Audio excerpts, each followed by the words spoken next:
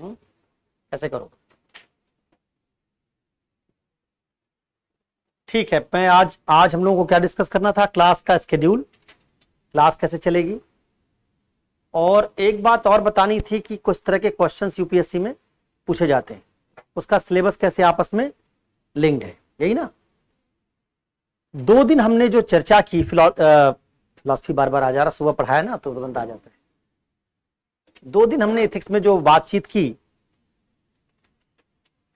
उसमें 3 बातों पर थस्त था, 3 बातों पर जोर था। एक, आपको यह सिखाया जाए कि एथिक्स क्या है, करते क्या है इस पेपर में, और 3-4 तरीकों से आपको एथिक्स क्या है इसको सिखाने की कोशिश की। एक तरीका वो है जिसमें कहा था कि एथिक्स क्या है इसको सीखना चाहिए कुछ इस तरह से जिससे हम एथिक्स को क्वांटिफाई कर सके। क्वांटिफाई का मतलब होता है कि अगर कोई बात ऐसी जिसको हम माप नहीं पाते तो उसको मापन योग्य बनाना। अब मान लीजिए कोई आपसे कहे कि हमको नैतिक बनना चाहिए और आप उससे सवाल कर दें कि क्यों बनना चाहिए, और वो जवाब देने लगे कि नैतिकता अच्छी होती है, इंसान अच्छा होता है। आप कहेंगे नहीं, नैतिकता तो अच्छी नहीं होती, हमारे हमको कोई इसका जस्टिफिकेशन नहीं दिखता, कैसे होती है नैतिकता अच्छी। अब उस आदमी को आपको कन्विंस करने के लिए कुछ मापन योग्य बात बतानी चाहिए, जिससे ऐसी बात बताए जो थोड़ी अकाट्य हो या जो मानी जा सके। इसी परिभाषा को सिखाते हुए कहा था कि अगर हम ये समझें कि एथिक्स साइंस ऑफ हैप्पीनेस है, आनंद का विज्ञान है, तो हम एथिक्स को मापन योग्य बना लेते। कहा था कैसे पता करें? बहुत सारे एथिकल पैरामीटर्स के अब इंडेक्स बनते हैं। लोकतंत्र एक नैतिक बात है, पारदर्शिता एक नैतिक बात है, सहिष्णुता एक, टॉलरेंस एक नैतिक बात है, जेंडर एम्पावरमेंट एक नैतिक बात है। इनके इंडेक्स देखिए और इन इंडेक्सेस में दुनिया की टॉप 5 कंट्रीज देखिए, टॉप 10 कंट्रीज देखिए, और फिर आनंद सूचकांक देखिए, हैप्पीनेस इंडेक्स देखिए, उसमें 10 कंट्रीज देखिए, आप पाएंगे दोनों में नाम समान है। दुनिया के वही 10 देश जहां ट्रांसपेरेंसी ज्यादा है, जहां जेंडर एम्पावरमेंट ज्यादा है, जहां ह्यूमन राइट्स सबसे बेहतर है ना, जहां टॉलरेंस ज्यादा है, वहीं पर आनंद भी सबसे ज्यादा है। इसका मतलब है कि नैतिकता हमारी जिंदगी में आनंद लेकर आती है, इसलिए हमको नैतिक बनना चाहिए। दुनिया के उन देशों को देखो अब जरा जहां पेन सबसे ज्यादा है, पाओगे लीबिया, सीरिया, अफगानिस्तान, और ये कौन से देश हैं? ये वही मुल्क है जहां अनैतिकताएं सबसे ज्यादा है। क्या प्रूव हुआ इससे? इससे प्रूव हुआ morality is directly proportional to happiness. नैतिकता समानुपाती है आनंद की, और अनैतिकता समानुपाती है पेन की। तो immorality is directly proportional to suffering, pain, whereas morality is directly proportional to happiness।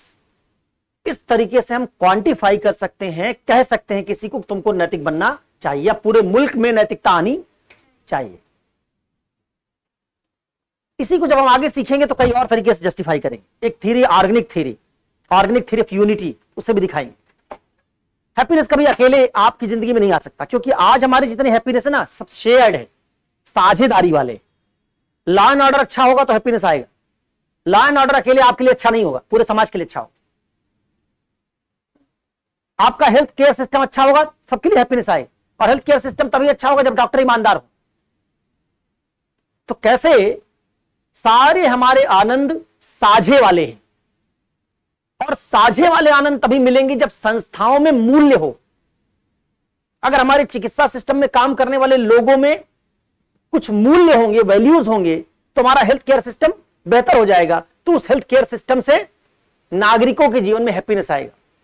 नहीं तो डॉक्टर क्या करेगा? आपका 10 टेस्ट करवाएगा फर्जी, 10 दवा खिलाएगा वो जो जिसकी आपको जरूरत नहीं। आप उसके पास गए हेल्दी बनने के लिए और उल्टा आपको कर रहा है वो बीमार, तब फिर आपको समस्या होगी।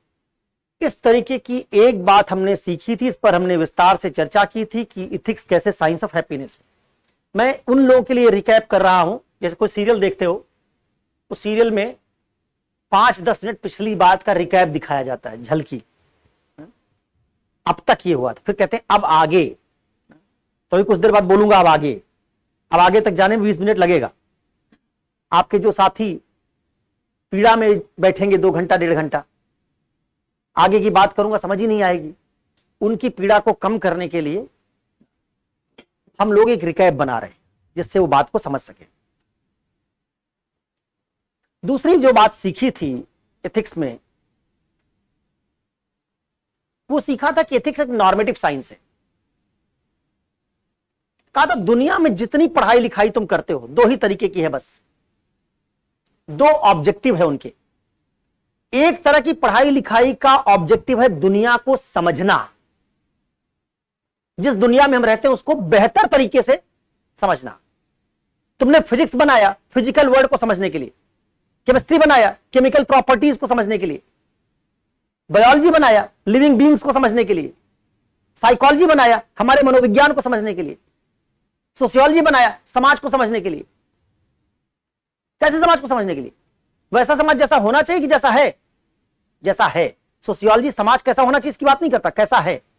फिजिक्स इसकी बात करता है क्या ब्रह्मांड कैसा होना चाहिए था। फिजिक्स बताता ब्रह्मांड कैसा है, उसमें कौन से नियम काम कर रहे हैं। फिजिक्स ये नहीं बताता कि कौन से नियम होने चाहिए थे, फिजिक्स बताता कौन से नियम है। जूलॉजी जब जीवों का वर्गीकरण करता है तो सिर्फ ये बताता है कैसे वर्गीकरण कितने प्रकार से किया जा सकता है, क्या है। इसी को हम कहते हैं फैक्चुअल साइंसेस, इसी को हम कहते हैं डिस्क्रिप्टिव साइंसेस। दुनिया के एक तरह के विज्ञानों का काम है दुनिया के तथ्यों का वर्णन करना। इन्हीं तथ्यों को हमने अलग अलग आधारों पर बांट रखा है। कुछ तथ्य जैविक तथ्य हैं, जैविक तथ्यों का वर्णन जीव विज्ञान करेगा। कुछ तथ्य भौतिक तथ्य हैं, उनका वर्णन भौतिक विज्ञान करेगा। कुछ तथ्य मानसिक हैं, उनका वर्णन मनोविज्ञान करेगा। कुछ तथ्य राजनीतिक हैं, उनका वर्णन पॉलिटिकल साइंस करेगा। फैक्ट्स की हमने कैटेगरी बना रखी, political facts, physical facts, chemical facts, ना अलग अलग फैक्ट्स हैं और उन्हीं फैक्ट्स की स्टडी करने के लिए हमारे अलग अलग साइंस हैं। हम जब इन साइंसेस को पढ़ रहे हैं तो हमारा फैक्ट्स का डोमेन क्या हो रहा है, धीरे धीरे बड़ा हो रहा है। जितना फिजिक्स हम आज से 400 साल पहले जानते थे उससे ज्यादा फैक्ट आज जानते हैं। तो जब हम इन साइंसेस को पढ़ते हैं तो किस लिए पढ़ते हैं? ज्यादा फैक्ट जानेंगे तो दुनिया की ज्यादा बेहतर व्याख्या कर सकेंगे। दुनिया की ज्यादा बेहतर व्याख्या करना, this the end objective of descriptive sciences. ये लक्ष्य हमारे डिस्क्रिप्टिव साइंसेस का। दूसरा विज्ञान वो है जो एक है सिर्फ, इधर तो बहुत सारे हैं, फिजिक्स केमिस्ट्री बहुत सारे। दूसरा विज्ञान सिर्फ एक है जिसका काम दुनिया की बेहतर व्याख्या करना या बेहतर समझ बनाना नहीं है, इसका काम दुनिया बेहतर बनाना है। जिस दुनिया में हम रह रहे हैं उस दुनिया को बेहतर बनाया जाए। किसको बेहतर बनाया जाए? हम जिस दुनिया में रह रहे हैं उसमें समाज है, समाज को बेहतर बनाया जाए। हम जिस दुनिया में रह रहे हैं उसमें फॉरेन पॉलिसी है, फॉरेन पॉलिसी को बेहतर बनाया जाए। जिस दुनिया में रह रहे हैं उसमें डिसीजंस है, डिसीजंस को बेहतर बनाया जाए। जिस दुनिया में रह रहे हैं उसमें इंसानों के कंडक्ट है, उस कंडक्ट को बेहतर बनाया जाए। जिस दुनिया में रह रहे हैं उसमें पॉलिटिकल सिस्टम है, पॉलिटिकल सिस्टम को बेहतर बनाया जाए। उसमें कॉन्स्टिट्यूशन है, कॉन्स्टिट्यूशन को बेहतर बनाया जाए। हर बात को बेहतर बनाया जाए। जो साइंस हमारी दुनिया को बेहतर बनाने के लिए इंसानी इंस्टीट्यूशंस को कैसे बेहतर किया जाए इस पर विचार करता है, इस साइंस को डिस्क्रिप्टिव साइंस नहीं नॉर्मेटिव साइंस कहते हैं। नॉर्मेटिव हिंदी में आदर्श मूलक विज्ञान। इसका काम है आदर्श की तलाश करना, आदर्श बताना। जैसे गांधी के लिए आदर्श था राम राज्य। राम राज्य कहीं था नहीं, गांधी कहते थे दुनिया कैसी होनी चाहिए, राम राज्य जैसी होनी चाहिए। ये साइंस चाहिए का साइंस है, बाकी साइंस है के साइंस है। फिजिक्स बताता क्या है, क्या होना चाहिए नहीं बताता। और एक साइंस है वो कहता है तो नहीं लेकिन ये होना चाहिए। इसी चाहिए से आपने अपनी दुनिया को बेहतर किया है। समानता होनी चाहिए, यह नियम जब से आया है तब से कहा था स्त्रियां, अनुसूचित जाति के लोग ये वो काम कर पा रहे हैं जो ये हजारों साल से नहीं कर पाए थे। इससे क्या हुआ? स्त्रियों और अनुसूचित जातियों के जीवन में पीड़ा क्या हुई? कम हुई। तो नॉर्मेटिव साइंस वो है जो पीड़ा कम करने के लिए बनाए गए। इंसानी दुनिया में मौजूद पीड़ा कैसे कम की जाए, इसके लिए सोसाइटी का कौन सा मॉडल हो, कौन सा पॉलिटिकल सिस्टम है जो मनुष्यों के जीवन में पीड़ा कम करेगा? इसी को कई बार आप राज्य के स्तर पर कहते हो वेलफेयर स्टेट। पूरे वेलफेयर स्टेट की फिलॉसफी एथिक्स किस बात पर बेस्ड है? पीड़ा का निराकरण।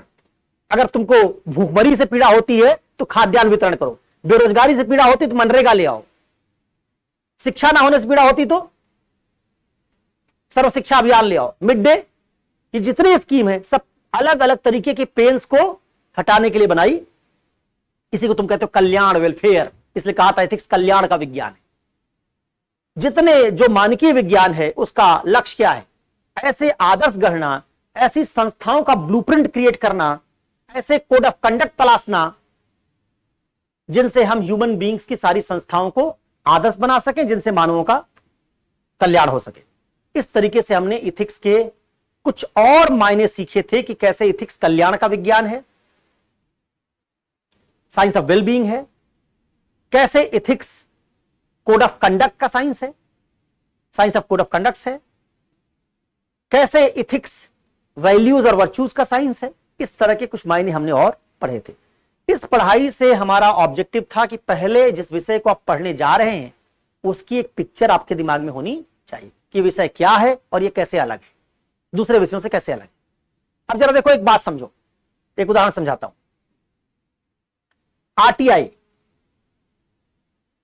आरटीआई तुम जीएस के सेकंड पेपर में भी पढ़ सकते हो और जीएस के फोर्थ पेपर में पढ़ सकते हो। अंतर क्या होगा? जीएस के सेकंड पेपर में आरटीआई पढ़ोगे तो आरटीआई का डिस्क्रिप्टिव अप्रोच होगा। आरटीआई कानून क्या है, उसकी धारा 6 क्या है, उसके संविधान की उद्देशिका में क्या लिखा है, क्या है। और आरटीआई जीएस फोर्थ पेपर में पढ़ोगे तो नॉर्मेटिव तरीके से आदर्श आरटीआई कानून होना कैसा चाहिए, आरटीआई कानून को कैसा बना दें और बेहतर हो जाएगा, उसमें प्रॉब्लम्स क्या है, कहां वो नॉर्म के साथ संगत नहीं है, कहां कहां दुविधाएं आ रही हैं आरटीआई में। तो जब हम इथिक्स में पढ़ेंगे तो आरटीआई के डिलेमास, आरटीआई की इनकंसिस्टेंसीज, आइडियल आरटीआई मॉडल, इस पर बात करेंगे। आरटीआई कैसा होना चाहिए ये इथिक्स का लेना देना है, आरटीआई कानून कैसा है ये पॉलिटी का मसला है। इस तरह के दो अप्रोच से हम उसी एक टॉपिक को पढ़ सकते हैं। तो कई बार तुम जीएस के फोर्थ पेपर में तमाम ऐसे टॉपिक देखते हो जैसे तुमको लगता है कि ये तो पॉलिटी और गवर्नेंस का होगा। तो पॉलिटी गवर्नेंस नहीं है। पॉलिटी गवर्नेंस में किसी राज्य के उसके अपने कानून, उसके अपने पॉलिटिकल सिस्टम, उसके अपने शासन प्रणाली का तरीका बताया जाता है। सऊदी अरेबिया का भी गवर्नेंस का कुछ मॉडल होगा, लेकिन सऊदी अरेबिया में भी अगर हम एथिक्स लेके जाएंगे तो हमारा काम सऊदी अरेबिया के गवर्नेंस मॉडल को अप्रूव करना नहीं है। हम कहेंगे कि ये होना नहीं चाहिए, फिर भी यहां है। सऊदी अरेबिया में अगर कोई दंड विधान वहां का पड़ेगा, कहेगा फला फला चीजों के लिए तलवार से गला काट दिया जाएगा, ये उसका पनिशमेंट का मॉडल है। लेकिन जब हम स्टडी करेंगे इथिक्स में तो हम कहेंगे ऐसे दंड नहीं दिया जाना चाहिए। इथिक्स कोई सऊदी अरेबिया इंडिया का एथिक्स नहीं है, इथिक्स एक ग्लोबल साइंस है, जबकि गवर्नेंस, पॉलिटी, कॉन्स्टिट्यूशन ये सब लोकलाइज्ड है। Indian polity, Pakistani polity, American polity, लेकिन हम ये नहीं कहते Indian ethics, American ethics. Ethics क्या है? एथिक्स ग्लोबल साइंस है। ठीक है, तो इस लिहाज से इथिक्स के कुछ टॉपिक अगर आपको किसी और पेपर में दिखाई देते हैं तो समझ लीजिएगा किसी और पेपर में वो डिस्क्रिप्टिव तरीके से पढ़े जाने की उम्मीद करते हैं, जबकि इथिक्स के पेपर में वो नॉर्मेटिव तरीके से पढ़े जाएंगे। ठीक है, ये एक बात है जो आपको स्पष्ट होनी चाहिए, ये पहली बात थी। दूसरी बात जिस पर पिछले दिनों चर्चा की थी या नहीं की थी, तो उससे बात शुरू करते हैं। थोड़ी चर्चा तो की है, कहा इथिक्स एक साइंस है डिलेमा सॉल्विंग। इथिक्स की भूमिका वही है जहां जिंदगी में दुविधा है। जैसे 4 बज गए, मुझे क्लास में आना चाहिए कि नहीं आना चाहिए, ये कोई इथिक्स का मामला नहीं, इसमें कोई दुविधा ही नहीं, आना चाहिए। लेकिन अगर इसमें जोड़ देते कि 4 बज गया, उसी समय मेरे घर से फोन आया कि मेरी पत्नी बहुत बीमार हो गई, इधर बच्चे इंतजार कर रहे हैं, उधर पत्नी कह रही घर आ जाओ, तुरंत हॉस्पिटल जाना पड़ेगा। अब मुझे बच्चों के प्रति अपने कर्तव्य का पालन करना चाहिए, क्लास में आना चाहिए या पत्नी को दिखाने जाना चाहिए? अब दुविधा है, यह एथिक्स है। दोनों सही चीजें, दोनों अच्छी चीजें। बच्चों को पढ़ाऊं, उनको जो समय दिया उस पर पहुंच जाऊं क्लास में, यह भी नैतिक है। और पत्नी बीमार है तो उसको हॉस्पिटल ले जाऊं, ये भी नैतिक। इन दोनों में से किसको चुनो? एक ही काम कर सकता हूं, या तो पढ़ाने आ सकता हूं या पत्नी का इलाज करवाने जा सकता हूं। दोनों में किसका चयन करूं? इसको दुविधा कहते हैं। जहां दुविधा है वही डिसीजन मेकिंग है, वही नॉर्म की जरूरत है, वही नॉर्म को अप्लाई करने की जरूरत है। इन दोनों में कौन सा ज्यादा आदर्श है? पत्नी को बचाना ज्यादा आदर्श बात है या बच्चों को पढ़ाना ज्यादा आदर्श बात है? वही इथिक्स है। इसलिए हम कहते हैं इथिक्स साइंस ऑफ क्या है? Dilemma solving.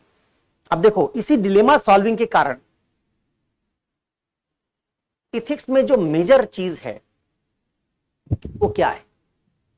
मेजर बात जो है कि इसमें आपको निर्णय लेना होता है, और जब आप कोई निर्णय लेते हैं तो उसको जस्टिफाई करना होता है, उसको औचित्य समझाना होता है। पहले सीसेट में कुछ समय पहले तक 100 सवाल आया करते थे, और उसमें कुछ सवाल डिसीजन मेकिंग के होते थे। उस डिसीजन मेकिंग के सवाल में आपको टिक लगाना होता था ABCD में। अच्छा, बाकी गणित के सवाल में आंसर एक होगा सबके लिए, लेकिन डिसीजन मेकिंग वाले में ऐसा नहीं था। ए पे टिक लगाओगे तो हो सकता है 2 नंबर मिले, बी पे लगाओगे तो हो सकता है 1 मिले। उसमें नंबर घटते क्रम में होते थे। ठीक वैसा ही इथिक्स का एक अप्रोच है, इसमें डिसीजन मेकिंग है। हम आपको डिलेमा देंगे, डिलेमा देके पूछेंगे कि आप इसमें क्या डिसीजन लेंगे, और जो डिसीजन आप लेंगे उसको क्या करना होगा? आपको करना होगा जस्टिफाई। जब तुम जस्टिफाई करोगे तो देखेंगे तुम्हारे जस्टिफिकेशन के तर्क कितने मजबूत हैं। उन्हीं तर्कों की मजबूती के आधार पर हम तय करेंगे 20 में से 12 नंबर इनको दे दिया। वही निर्णय दूसरे ने लिया, सेम निर्णय, लेकिन उसके तर्क उतने मजबूत, उसको 9 नंबर दिया। निर्णय एक ही ले रहे हैं 3 बच्चे, एक को 12 मिल रहा है, एक को 9 मिल रहा है। तीसरे ने वही निर्णय लिया, उसको 6 नंबर मिला। चौथे ने हो सकता है वो निर्णय नहीं लिया, उसके बावजूद 12 नंबर मिला। तो इथिक्स क्या है? इथिक्स में जो आपके डिसीजन मेकिंग को हम इवेल्युएट करेंगे, उसमें 2 बात के आधार पर करेंगे। एक, जो 3-4 निर्णय संभावित थे, उन 3-4 निर्णयों में कौन सबसे ज्यादा आदर्श था। कैसे पता लगाते हैं कौन सबसे ज्यादा आदर्श था? किसके पक्ष में सबसे ज्यादा नैतिक तर्क है, वो सबसे ज्यादा आदर्श होगा। जिसके पक्ष में कुछ कम नैतिक तर्क होंगे, उससे कम आदर्श। जैसे मैं बच्चों को पढ़ाने चला हूं, यह भी नैतिक बात है। मैं पत्नी को बचाने चला जाऊं, यह भी नैतिक बात है। देखना यह होगा कि दोनों में से किसके पक्ष में नैतिक तर्क ज्यादा है।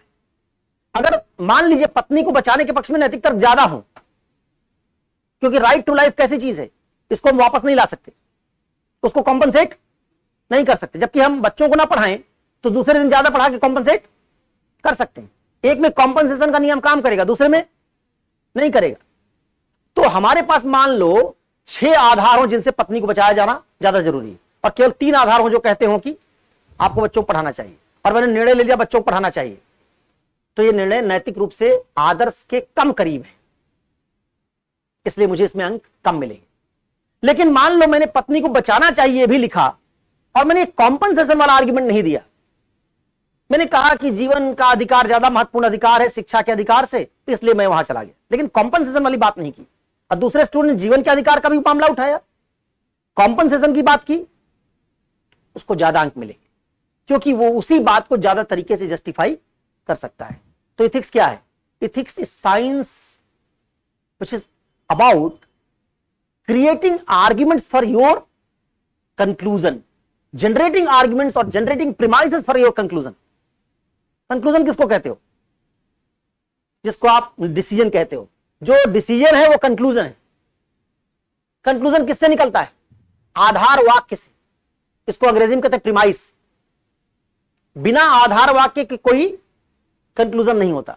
तो आपसे उम्मीद क्या होती है इथिक्स में? जितने महत्वपूर्ण आदर्श या निर्णय है, क्या आप उनके आधार वाक्यों से परिचित हैं?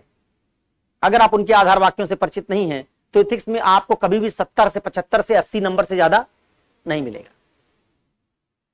वही लिखेंगे आप भी, दूसरा आदमी वही लिख रहा है, क्या लिखेंगे? इंटरव्यू देने जा रहे थे, एक आदमी घायल हो गया, अब या तो इंटरव्यू दें या उसकी जान बचाएं। आपने भी लिखा जान बचाएंगे, दूसरे ने लिखा जान बचाएंगे, लेकिन दूसरे वाले को मिला 110 नंबर, आपको मिला 80 नंबर। तो जान बचाने के बाद आप कुछ बता ही नहीं पा रहे हैं जान क्यों बचाएंगे। और उसने जान क्यों बचाएंगे उसके लिए 10 तर्क जनरेट कर, 10 आधार वाक्य जनरेट कर दिए। इसका मतलब उसको जान बचाने का जो निष्कर्ष है उसके आधार वाक्यों का ज्ञान है। और आपको जान बचाने का निर्णय तो पता है रटा है कि आदमी मर रहा, जान बचा देनी चाहिए, लेकिन उसके आधार वाक्य नहीं पता, तो आपको अंक कम आएंगे। तो जब हम इथिक्स पढ़ेंगे इससे क्या निष्कर्ष निकल रहा है, जितनी परिभाषा बताई इससे निष्कर्ष निकल रहा कि इथिक्स की जो भी क्लास होगी उसमें क्या पढ़ेंगे हम। एक तो पढ़ेंगे कि इथिक्स को कैसे कैसे किन किन तरीकों से क्वांटिफाई किया जा सकता है, जिसमें हैप्पीनेस वगैरह वाली बात की, वैसे और किन तरीकों से क्वांटिफाई किया जा सकता है, नंबर एक बात। नंबर दूसरी, दुनिया में कितने तरह के डिलेमाज हैं, उन सब डिलेमाज में अलग अलग क्या निर्णय हो सकते हैं, उनमें से कौन सा निर्णय स्ट्रांग है, कौन से वीक है। न्याय में तात्विक न्याय वाला निर्णय ज्यादा स्ट्रांग है या औपचारिक न्याय वाला। अधिकारों में अधिकारों का टकराव हो, एक तरफ अल्पसंख्यक अधिकार है ना, किसका, अपने विवाह तलाक को खुद से मैनेज करने का, और दूसरी तरफ स्त्री का अधिकार है पुरुष द्वारा तलाक से, जो आर्बिट्रेरी तलाक है उससे बचाव का। एक तरफ स्त्री का अपना अधिकार है और एक तरफ मुसलमानों का अधिकार है, दोनों टकरा जाएं, किसको तरजीह देनी चाहिए। एक तरफ जली कट्टू की परंपरा है, सांस्कृतिक अधिकार है हमारा, और दूसरी तरफ एनिमल राइट है, किसको तरजीह दी जानी चाहिए। राइट्स जब टकराते तो हम कैसे तय करते हैं कौन सा राइट ज्यादा सुपीरियर है। एक तरफ मुसलमान गाय खाना चाहते हैं, हिंदू कहते हैं हमारी आस्था हाथ हो रही।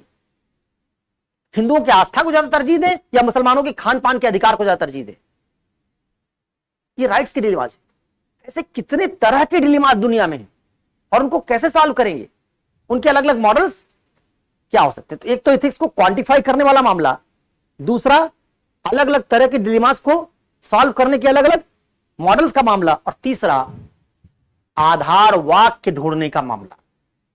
आधार वाक्य कैसे, अक्सर मैं सबसे सामान्य उदाहरण जिसका देता हूं, मान लीजिए मुझे कोई कह दे कि सभी मनुष्य मरणशील हैं,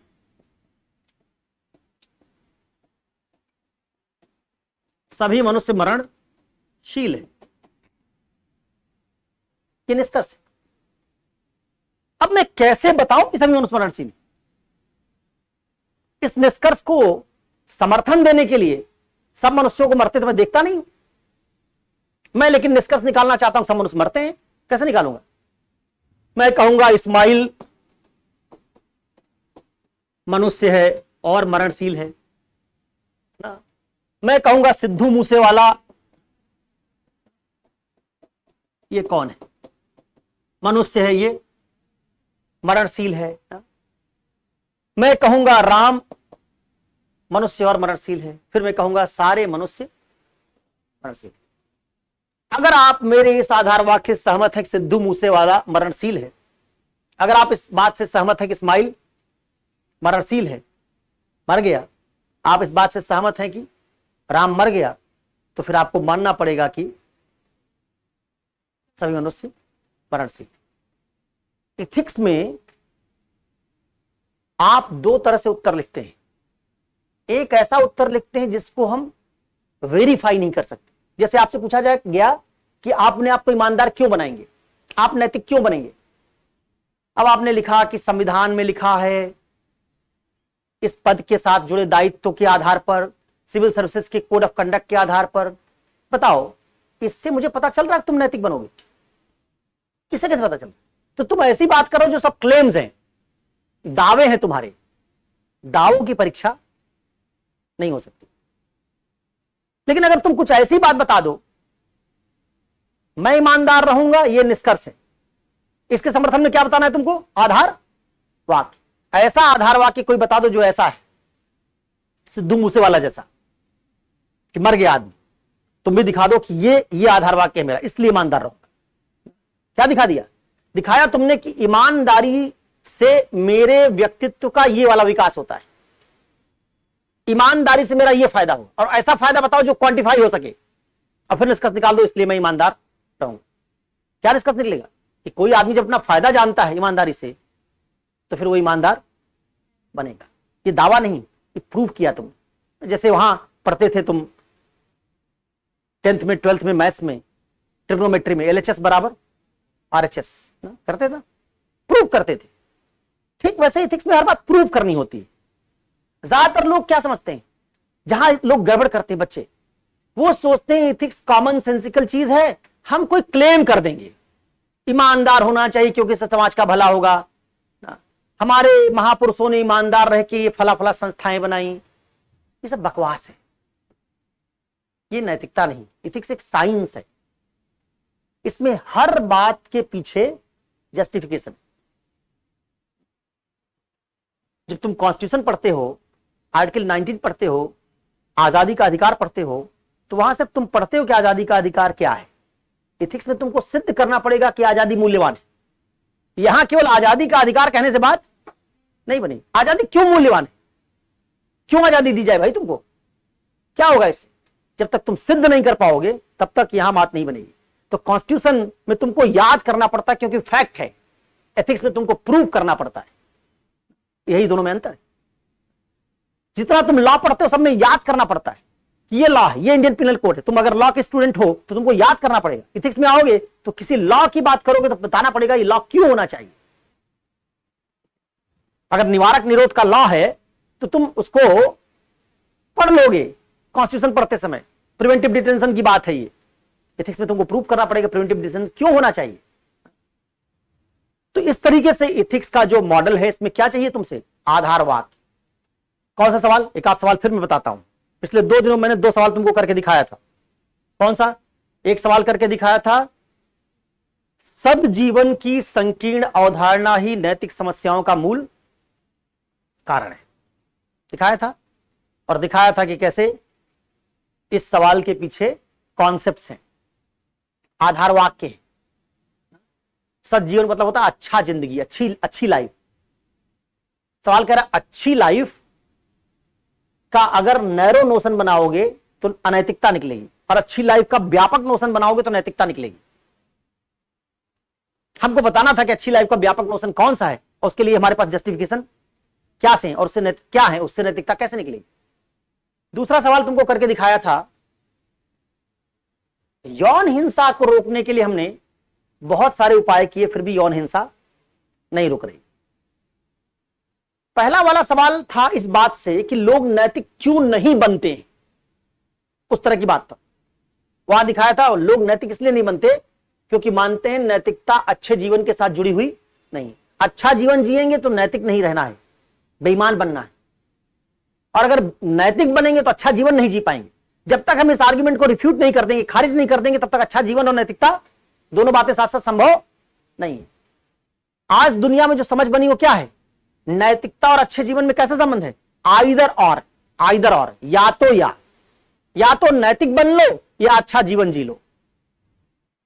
अच्छा जीवन जियोगे तो नैतिक नहीं बन पाओगे, नैतिक बनोगे तो अच्छा जीवन नहीं जी पाओगे। जैसे मैं कह दूं या तो 1 रुपए में केला खरीद सकते हो या कलम, इसका मतलब 1 रुपए में दोनों नहीं खरीद सकते।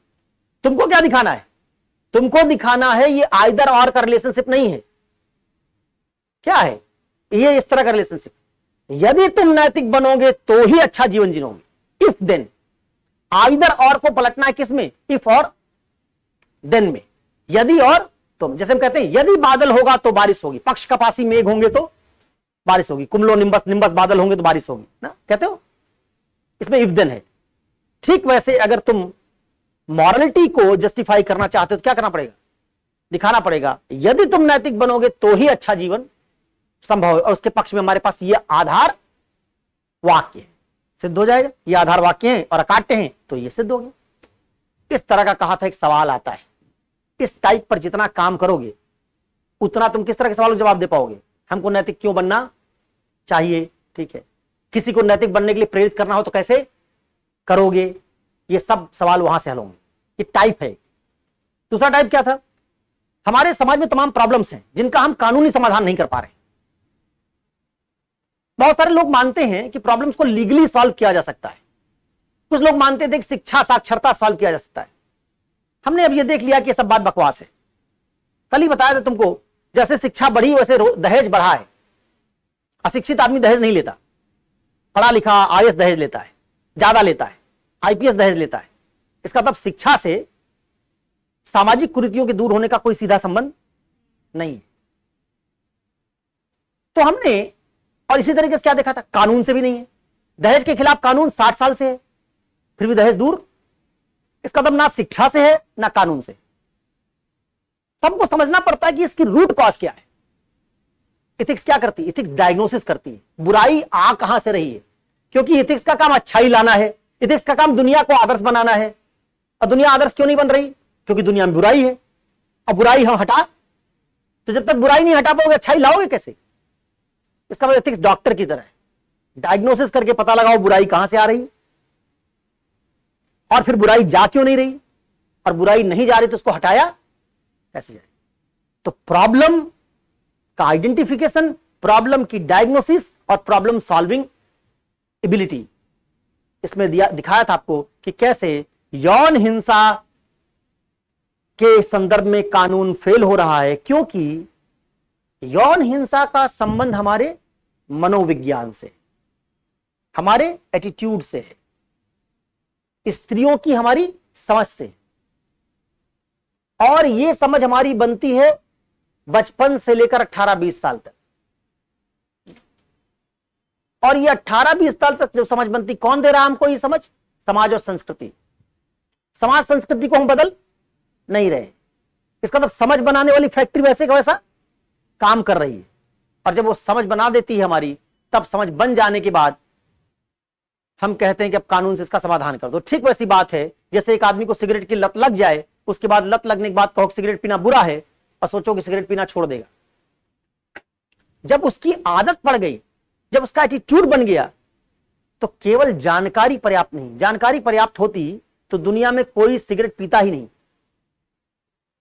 एक और छुड़वाना होता क्या छुड़वा देते? जाके सिर्फ बता देते कि सिगरेट पीने से कैंसर हो जाएगा, आदमी छोड़ देता। शराब पीने से किडनी खराब हो जाएगी, छोड़ देता। कोई नहीं छोड़ता। अगर पूछोगे किसी आदमी जो शराब की लत में जूझ रहा है, उसमें बिल्कुल लिप्त है, पूछोगे शराब छोड़ना चाहते हो, कहेगा हाँ छोड़ना चाहते। पूछोगे अच्छी बात है शराब, अपने बच्चों को पिलाओगे, कहेगा नहीं बिल्कुल अच्छी बात नहीं, लेकिन वो छोड़ नहीं पा रहा। तो दिखाया था कैसे पैट्रियार्की, जैसे शराब की लत है, सिगरेट की लत है, वैसे पैट्रियार्की की लत है जो हमारे दिमागों में घुस चुकी है। उसको समझाओगे तब समझा पाओगे कैसे हम जेंडर वायलेंस को, सेक्सुअल वायलेंस को रोक सकते हैं। तो ये दो तरह के सवालों को हम लोगों ने डिस्कस किया था। कहा था ये दो टाइप के क्वेश्चंस हैं जिनको तुमको क्या करना पड़ेगा, टैकल करना पड़ेगा। अब तीसरा देखो, तीसरा तरह का सवाल, उसी से हम लोग दिखा रहे हैं तुम्हारे आधार वाक्य वाली परिभाषा जो बताइए। फिर हम लोग जाएंगे सिलेबस कैसे जुड़ा है और फिर आगे की बात करेंगे।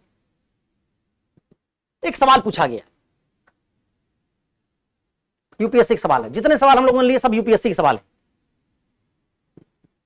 एक सवाल पूछा गया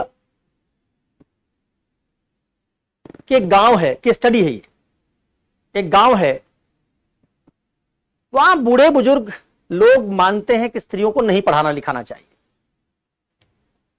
क्यों मानते हैं नहीं पढ़ाना लिखाना चाहिए? उनका मानना है, बहुत सारी चीजें मानते हैं कि स्त्रियों को पढ़ने लिखने जाएंगी छेड़खानी होगी, घर में रहेंगी छेड़खानी की संभावना खत्म। दूसरा उनका मानना है कि स्त्रियां अगर पढ़ेंगी लिखेंगी तो रोजगार स्त्रियों को मिलेगा, और रोजगार स्त्रियों को मिलेगा तो पुरुषों को रोजगार मिलने की संभावना कम हो जाएगी। इसलिए भी स्त्रियों को नहीं पढ़ाना चाहिए, क्योंकि रोजगार की जरूरत ज्यादा पुरुषों को है। अब मान लो तुम इस सवाल को हल करना चाहते हो, पूछा क्या करोगे तुम? क्या बुजुर्गों की बात मान लोगे? नहीं मानोगे तो क्या करना पड़ेगा? तुमको ऐसे आधार वाक्य ढूंढने पड़ेंगे जिससे तुम जनरेट कर सको, दिखा सको कि स्त्रियों के पढ़ने लिखने से पुरुषों का रोजगार कम नहीं होगा बल्कि बढ़ जाए। अगर तुम ये प्रूव कर दो तो तुमने क्या कर दिया? बूढ़े बुजुर्ग जो ये मानते थे स्त्रियां पढ़ेंगी तो पुरुषों का रोजगार घटेगा, तुमने उसका उल्टा प्रूव कर दिया। उल्टा प्रूव कर दिया तो उनका जो डिसीजन है वो खारिज हो गया। उसके साथ तुम क्या कर पाए?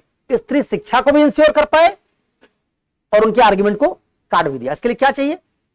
स्त्रियों की शिक्षा और स्त्रियों के रोजगार से पुरुषों का रोजगार और बढ़ जाएगा। इस निष्कर्ष के लिए तुमको ढूंढने होंगे आधार वाक्य। कहां से ढूंढोगे?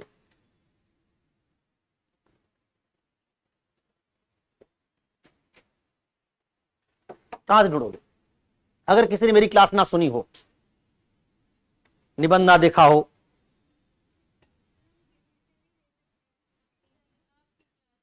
हाँ मेरी क्लास इसलिए मैंने मना कर दिया, तुम्हारे भाव से समझ गया। मेरी क्लास अगर नहीं देखी तो इस क्लास सवाल का जवाब नहीं बता पाओगे, क्योंकि मामला मेरी क्लास का नहीं है, वो मामला जेएस मिल का है, वो आर्गुमेंट जेएस मिल का है। और जेएस मिल ने जो बात सोची तुम आज 200 साल बाद नहीं सोच पाओगे। इससे क्या प्रूव होगा? इससे ये प्रूव होगा कि आर्ग्यूमेंट्स ऐसे हवा में नहीं तैर रहे, तुम्हारे दिमाग में आ जाते हैं।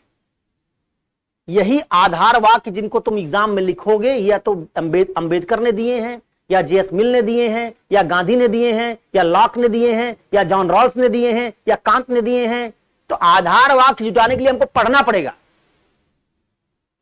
वहां से आधार वाक्य जुटाएंगे और उसको एग्जाम में, जैसे साइंटिस्ट हैं, तुम E बराबर MC स्क्वायर की बात करोगे, कहोगे आइंस्टीन का हम नाम ही नहीं लेंगे, तो तुम सोच लिए थे क्या? थ्योरी उसने बनाई, तुम थोड़े बनाए थे, उसको बिना पढ़े नहीं कर पाओगे। ठीक वैसे नैतिक विचार भी विज्ञान की आविष्कार की तरह है। हमारी दुनिया में हमेशा से स्त्रियों की बराबरी के अधिकार की बात नहीं थी। कोई आदमी आया जिसने प्रूव किया कि स्त्रियों का बराबर अधिकार बनाओ और इससे पुरुषों का फायदा होगा, इससे पुरुषों का नुकसान। उसके बाद हमारा पर्सपेक्टिव बदल गया। तो जैसे विज्ञान ने हमारी दुनिया को बदला है, वैसे अलग अलग आर्ग्यूमेंट्स ने हमारी दुनिया को बदला है। उन आर्ग्यूमेंट से जब तुम परिचित होते हो, उनके समर्थन के तर्क से परिचित होते हो, तो तुम क्या करते हो? उसी को इथिक्स में यूज कर पाओगे। तो ये सोचना कि इथिक्स में तुम सारे आर्ग्यूमेंट खुद से सोच लोगे, संभव नहीं। वो पहले दिन ही दिखा दिया था कि 180 मिनट मिलते हैं पेपर सॉल्व करने के लिए, 6 केस स्टडी 13 सवाल। 6 केस स्टडी में अगर 12 मिनट भी लगा दिया, 12 × 72, और कहा था कि एक एक सवाल पढ़ने और सोचने में 1-1 मिनट भी लगाया, केस स्टडी पढ़ने में 2 मिनट भी लगाया, तो करीब 6 दूनी 12 मिनट केस स्टडी पढ़ने समझने में, 13 मिनट सवाल पढ़ने समझने में, 25 मिनट तुम लिखने में इस्तेमाल नहीं करोगे। 155 मिनट जो बचा हो, तो खैर मैं दिखाया था 5 मिनट उसमें भी इस्तेमाल नहीं होता, लेकिन मान लो 155 में भी, मान लो 155 में 84 मिनट केस स्टडी का निकाल दो, तो तुम पाओगे तुम्हारे पास एक सवाल लिखने के लिए 6.5 से 7 मिनट मिलेगा। 6.5-7 मिनट में लिख दो, यही बहुत बड़ी बात है। वहां मौलिक सोच लोगे, ये तो दूर दूर तक मत सोचना। तो जब तक स्त्रियों के संदर्भ में जेंडर डिस्कोर्स तुमको पूरा पता नहीं होगा, तब तक तुम्हारे पास ये जो केस स्टडी पूछी गई, इसका हल नहीं होगा। या तो हल करोगे तो कैसा होगा? सामान्य, जो मैंने कहा था 6 नंबर वाला, कह दोगे कि हाँ स्त्रियों को पढ़ाने भेजेंगे, निष्कर्ष निकाल दोगे कि बूढ़ों की बात नहीं माननी चाहिए, लेकिन आर्ग्यूमेंट्स बड़े कमजोर दोगे, तो तुमको मिलेगा 6 नंबर, 7 नंबर, 8 नंबर। उसी केस स्टडी में दूसरा व्यक्ति होगा जिसने मिल को पढ़ रखा है, वो मिल के आर्ग्यूमेंट्स देगा, पॉलिटिकल सिस्टम से देगा, इकोनॉमी से देगा, प्रूव कर देगा कि स्त्रियों को पढ़ाने लिखाने से ही इकोनॉमी का साइज बढ़ता है। कई चीज प्रूव करेगा और प्रूव कर देगा कि इसलिए स्त्रियों को पढ़ाने लिखाना चाहिए, उसको 12 नंबर मिले। मामला यहां सवाल हल करने का ही नहीं, जो सवाल हल नहीं कर पा रहे तो बाहर है ही है, जो सवाल हल कर रहे हैं वो भी सब अंदर नहीं है। जो सवाल हल कर रहे हैं उसमें से भी कुछ लोग 6, 7, 8 नंबर पा रहे हैं, सब कहां है? बाहर।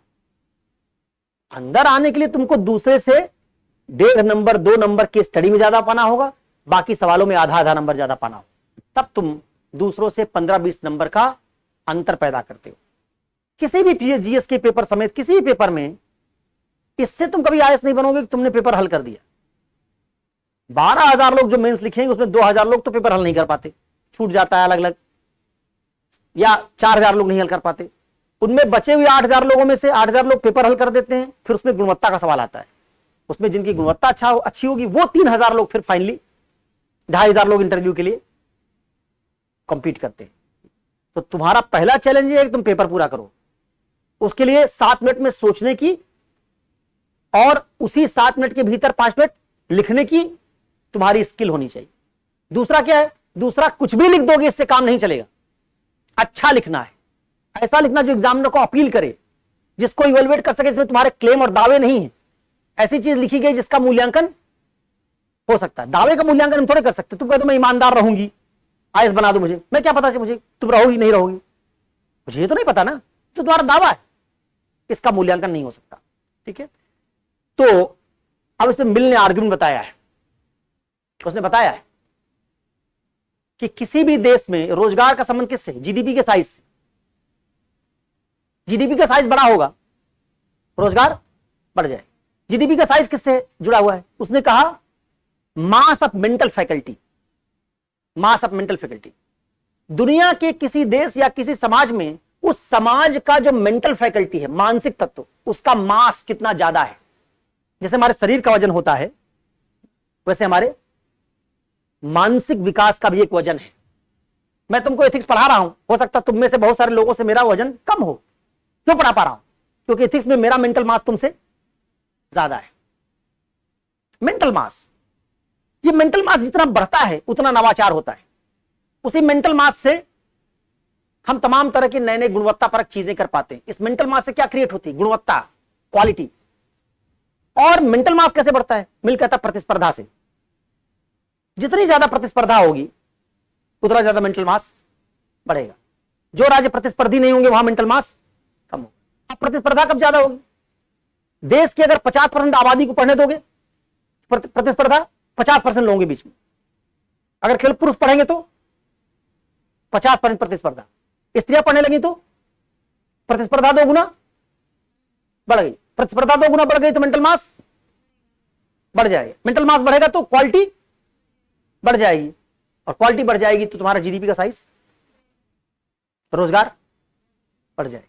आर्गुमेंट, ये आर्गुमेंट तुम ऐसे केवल बैठे बैठे सोच लोगे।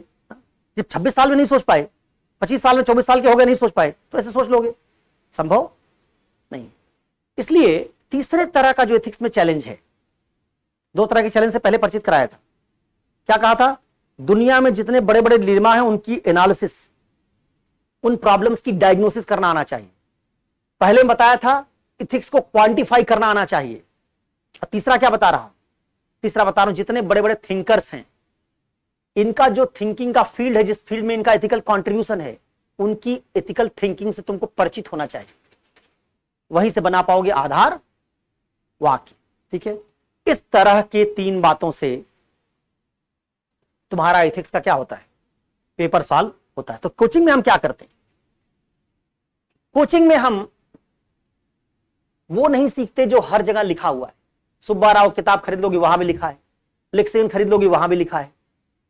उसको पढ़ के तो आज तक तुम मिल का तर्क नहीं सीख पाए। किसी कोचिंग के नोट्स में भी नहीं लिखा है, क्योंकि कोचिंग का नोट्स बनाने वाले कौन है? 2 बार मेंस फेल किए हुए लड़के कोचिंग में नौकरी कर रहे हैं 25,000 30,000 में। बेचारे खुद ही 80 नंबर पाए थे एथिक्स में। अब वो नोट्स बना के तुमको भी 80 नंबर तक रखना चाहते हैं। तुम मान लेते हो कि उनका नोट्स पढ़ने तुम्हारा कल्याण हो जाएगा। कल्याण नहीं होगा। यहां तक कि किसी को अगर 110 नंबर मिल भी गया है, हो सकता है उसको 110 नंबर मिल गया उदाहरणों के कारण। कई स्टूडेंट हैं जिनका एथिक्स नहीं आता, लेकिन उसको ढक लेते हैं, उनके पास उदाहरण का रेंज बहुत है। पिछले 4-5 साल में यही हुआ, एथिक्स बहुत कम लोगों को आता है, उसकी भरपाई कर लेते हैं वो उदाहरण की रेंज से, सिनेमा से, लिटरेचर से, पुरस्कारों से इतना उदाहरण क्रिएट कर देते हैं कि उदाहरण से वो एग्जामिनर को ये मैसेज देने में कन्विंस सक्सेसफुल होते हैं कि हम इस बात को इस तरीके से कर देंगे या ऐसा हुआ है। तो उदाहरण क्या करता है? उदाहरण उनकी बात को क्वांटिफाई कर देता है, इससे वो एक जरूरत पूरी कर देते हैं। अब तुम्हारे पास अगर उदाहरण की उतनी डाइवर्सिटी नहीं है, इतने तरह तरह के उदाहरण नहीं बना सकते जो ज्यादा पढ़ने वाले लोग बनाते हैं। सिनेमा भी देखा है, नॉवेल भी पढ़ा है, माइथोलॉजी भी जानते हैं, इंडियन फ्रीडम स्ट्रगल भी जानते हैं, कॉन्स्टिट्यूशन भी जानते हैं, जगह जगह उदाहरण क्रिएट कर लेते हैं। नहीं कर पाओगे तो फिर तुम्हारे लिए कोई संभावना नहीं। तब क्या हुआ? उस बच्चे ने जिसने उदाहरण के दम पर नंबर हासिल किए, उसने भी अगर एथिक्स का नोट्स बना दिया, तो नोट्स में तो ह्यूमन इंटरफेस समझाना है ना, सवाल थोड़ी लिखना है। एक क्वेश्चन का आंसर तो लिखना था 100 शब्द में, 10 लाइन में, वहां तो लिख दिया, लेकिन नोट्स तो 100 शब्द में बनाना नहीं। तो लिमिटेशन होती है, एक्सपोज हो जाता है। तो क्या करता है वो? अब वो ह्यूमन इंटरफेस का नोट्स बनाने के लिए कहीं से कचरा जुटाएगा जिससे कम से कम 2 पेज हो जाए। मैं 2-3 कोचिंग से जुड़ा रहा, मैंने देखा, मुझे उन कोचिंग के लोगों ने बताया कि फला स्टूडेंट है, इसकी 22वीं रैंक आ गई, फला स्टूडेंट है, इसकी रैंक आ गई, हमारे यहां नोट्स बनाता था, और उसका एथिक्स का नोट्स ऐसा था कि मैंने 10 जगह तो ये कह दिया कि ब्लंडर है, इसने जो लिखा इसको खुद ही नहीं पता क्या लिख रहा है। वो अंबेडकर के आइडिया को जिस एथिक्स से जोड़ रहा है, वो एथिकल आइडिया अंबेडकर का है ही नहीं। कहीं से नकल किया होगा। तो ये जब नोट्स बनाएंगे तो इनके नोट्स की डिमांड को पूरा करने के लिए पर्याप्त नहीं। ये आंसर लिखने में तो सक्षम है, नोट्स बनाने में समर्थ नहीं है, क्योंकि उनको जीएस मिल अंबेडकर नहीं आता है, कभी पढ़ा ही नहीं जिंदगी में। इसलिए इथिक्स के फील्ड में खासा चैलेंज है इन 3 कारणों से। किन 3 कारणों से? इथिक्स अच्छा करने के लिए तुम्हारे पास आधार वाक्यों का रेंज होना चाहिए। इथिक्स अच्छा करने के लिए दुनिया के हर तरह के डिलेमा में अलग अलग उसको सॉल्व करने के टेम्पलेट्स या मॉडल पता होने चाहिए। इथिक्स अच्छा करने के लिए उसका क्वांटिफिकेशन होना चाहिए। और ये 3 चीजें ना, इन तीनों चीजों को कोई भी डिस्क्रिप्टिव पढ़ाई करवाने वाला आदमी, अगर डिस्क्रिप्टिव पढ़ाई करवाने वाला आदमी सोचे कि मैं किसी किताब या गाइड से इथिक्स पढ़ के पढ़ाना शुरू कर दूंगा, तो क्या करेगा? वही डिस्क्रिप्टिव रटी रटाई बात तुमको बोलने लगेगा जिसको तुम रट के ही लिख सकते हो, उसे कोई समझ पैदा नहीं होती। तो इथिक्स में जो चैलेंज है वो चैलेंज किसका है? समझ पैदा करने का, आर्ग्यूमेंट्स तुम तक पहुंचाने का। और यही काम हम लोग इस कोचिंग में करेंगे। हम सुब्बा राव में लिखी लाइन नहीं बोलेंगे, क्योंकि मेरा मानना है कि सुब्बा राव को इथिक्स नहीं आती, उसको किताब ही नहीं लिखनी चाहिए थी। बच्चों के भविष्य से खिलवाड़ कर रहा है। साइकोलॉजी वाला खंड अच्छा लिखा है, इंटरनेशनल मॉरलिटी वाला अच्छा लिखा है, लेकिन जहां थिंकर है, जहां ह्यूमन इंटरफेस है, जहां इथिक्स से सवाल आ रहे हैं उसकी समझ ही नहीं। ब्यूरोक्रेट को कैसे होगी भाई? वो कोई इथिक्स में ट्रेनिंग पाए आदमी थोड़े है। किसी ब्यूरोक्रेट ने सिलेक्ट होने के बाद लिख दी, या लेक्सिकन जैसी क्रॉनिकल के पब्लिकेशन ने 4 लोगों को पकड़ा होगा, लिखवा दिया होगा। भाषा खूब है, अच्छी लगती है, देखने में बहुत आकर्षक लगती है, लेकिन तुम उसका 2 पेज पढ़ के मुझे समझा दो उसमें क्या लिखा है और उसका इंप्लीकेशन क्या होगा। कोई कल किताब ले आना, मुझे समझा देना, नहीं समझा पाओगे। तो क्या होता है इससे हो क्या रहा है? इससे हो ये रहा है कि इंग्लिश मीडियम का कोई स्टूडेंट तुमसे कहता है कि लेक्सिकन मैंने पढ़ा, उससे उसने परिभाषाएं उठा ली हैं, और परिभाषाएं उठाने के बाद उसने एग्जाम्पल अपने बना लिए हैं, उससे वो अंक ले आ रहा है। तुम परिभाषाएं वहां से केवल उठाओगे रट रटाई, एक तो हिंदी में वैसी मुश्किल लगती है, और परिभाषाएं वो क्योंकि कॉपी की गई इंग्लिश में, किताब मूलतः इंग्लिश में थी, उसका हिंदी में अनुवाद किया गया, बहुत घटिया हो गया। तो अंग्रेजी में परिभाषा थोड़ी स्टैंडर्ड, इसलिए तुमसे 2 नंबर ज्यादा मिलेगा, 1 नंबर उसको। भाषा बड़ी अजीब सी नहीं लगेगी हिंदी में ट्रांसलेशन के कारण, और दूसरा उसके पास एग्जाम्पल का रेंज ज्यादा है, वहां से भरपाई कर देगा। वही चीज तुम लिखोगे 85 नंबर मिलेगा, वही चीज वो लिखेगा 102 नंबर मिलेगा। 17-18 नंबर का गैप, हर सवाल में अगर 1-1 नंबर का भी अंतर हुआ तो 13, 14, 15 नंबर तुमसे ज्यादा। इस अंतर को आपको पाटना है। तो एथिक्स एक अंडरस्टैंडिंग का पेपर है, ये ग्रेजुअल डेवलपमेंट का पेपर है। मैं पढ़ा दूंगा, ऐसा नहीं हो जाएगा तुमको एथिक्स आ जाएगा। जब तुम 70 नंबर का इकोनॉमी 3 महीना पढ़ने के बाद कोचिंग में अखबार से भी इकोनॉमी पढ़ते हो, मैगजीन से भी इकोनॉमी पढ़ते हो हर महीना, तब भी प्रीलिम्स का भी इकोनॉमी का सब सवाल सही नहीं कर पाते हो, अब मेंस में भी नहीं लिख पाते हो, और 250 नंबर में मानते हो कि हम 50 दिन आएंगे अमित कुमार सिंह के पास, और उसके बाद एथिक्स में एक भी सवाल हमारा गलत नहीं होगा। ऐसा कौन सा चमत्कार हो जाएगा भाई? ऐसा चमत्कार किसी और खंड में हुआ है? पॉलिटी में तुम सब सवाल सही कर लेते हो क्या? पॉलिटी पढ़ते कहां से हो? लक्ष्मीकांत से ही पढ़ रहे हो, कोचिंग के नोट से भी पढ़ रहे हो, एनसीईआरटी से भी पढ़ रहे हो, उसका मटेरियल भी तुम्हारे पास खूब है, और उसके बावजूद पॉलिटी का ना तो प्रीलिम्स का ना मेंस का सारा सवाल सही नहीं होता। इथिक्स में एनसीईआरटी नहीं, इथिक्स में कोई स्टैंडर्ड नोट्स नहीं, और उसके बावजूद, और पॉलिटी की तुलना में इसको आधे से भी कम पढ़ रहे हो, और उसके बावजूद तुम सोच रहे हो कि उसको कर लोगे। तो ये बात नहीं। इथिक्स में क्या दूंगा तब तुमको, ये बात समझ लो, क्योंकि ना गलतफहमी पाल के मत आना कि बच्चे सोचते हैं कि सिलेबस कंप्लीट करने चल रहे हैं। सिलेबस कंप्लीट करने से इथिक्स नहीं कर पाओगे। जिस दिन मैं तुमको दिखाऊंगा सिलेबस खोल के, तुमको दिखाऊंगा सिलेबस के ये सिलेबस है और ये सवाल है, मुझे बताओ इस सवाल को सिलेबस में कहां रखोगे, बता नहीं पाओगे। 30% सवाल ऐसे हैं जिनका सिलेबस से कोई लेना देना ही नहीं, उसको कहां से करोगे? मैं तुमको ह्यूमन इंटरफेस भी पढ़ा दूंगा, एसेंस ऑफ एथिक्स भी पढ़ा दूंगा, उससे सवाल हल ही नहीं होगा। ये बिल्कुल जैसे निबंध है, निबंध में मैं तुमको स्त्री पढ़ा दूं, मैं तुमको पर्यावरण पढ़ा दूं, मैं तुमको राष्ट्रवाद पढ़ा दूं, और निबंध पूछ ले आत्मसंधान की प्रक्रिया बाह्य स्रोतों को सौंप दी गई है, क्या करोगे? स्त्री से हल करोगे इसको, सामाजिक न्याय से हल करोगे, राष्ट्रवाद से हल करोगे? दूसरा सवाल आ गया, शोध क्या है ज्ञान के साथ अजनबी मुलाकात, कैसे करोगे? नाव अपने बाहर भरे पानी से नहीं अपने अंदर भरे पानी से डूब जाती है, कैसे करोगे? ये निबंध है सब। निबंध की भी क्लास चलती है। जो निबंध की क्लास चलती है उसमें ये पढ़ाया जाता है क्या? उसे पढ़ाया जाता है राष्ट्रवाद, उसे पढ़ाया जाता है स्त्री, उसे पढ़ाया जाता है भूकंप, ज्वालामुखी ना, साइबर क्राइम।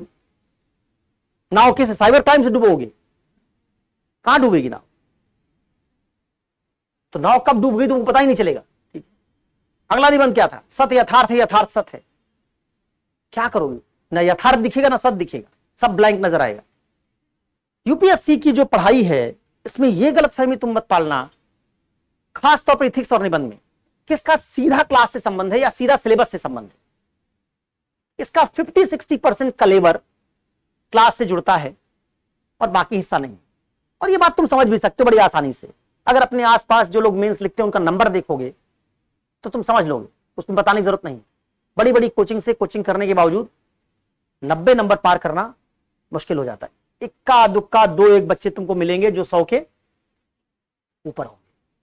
अगर ये डिफिकल्टी नहीं होती तो सब बेवकूफ थोड़े हैं। दूसरे पेपर में नंबर मिल जा रहा है या नहीं मिल रहा है। तो इसमें कुछ इस तरह की डिस्टिंक्ट चैलेंजेस हैं।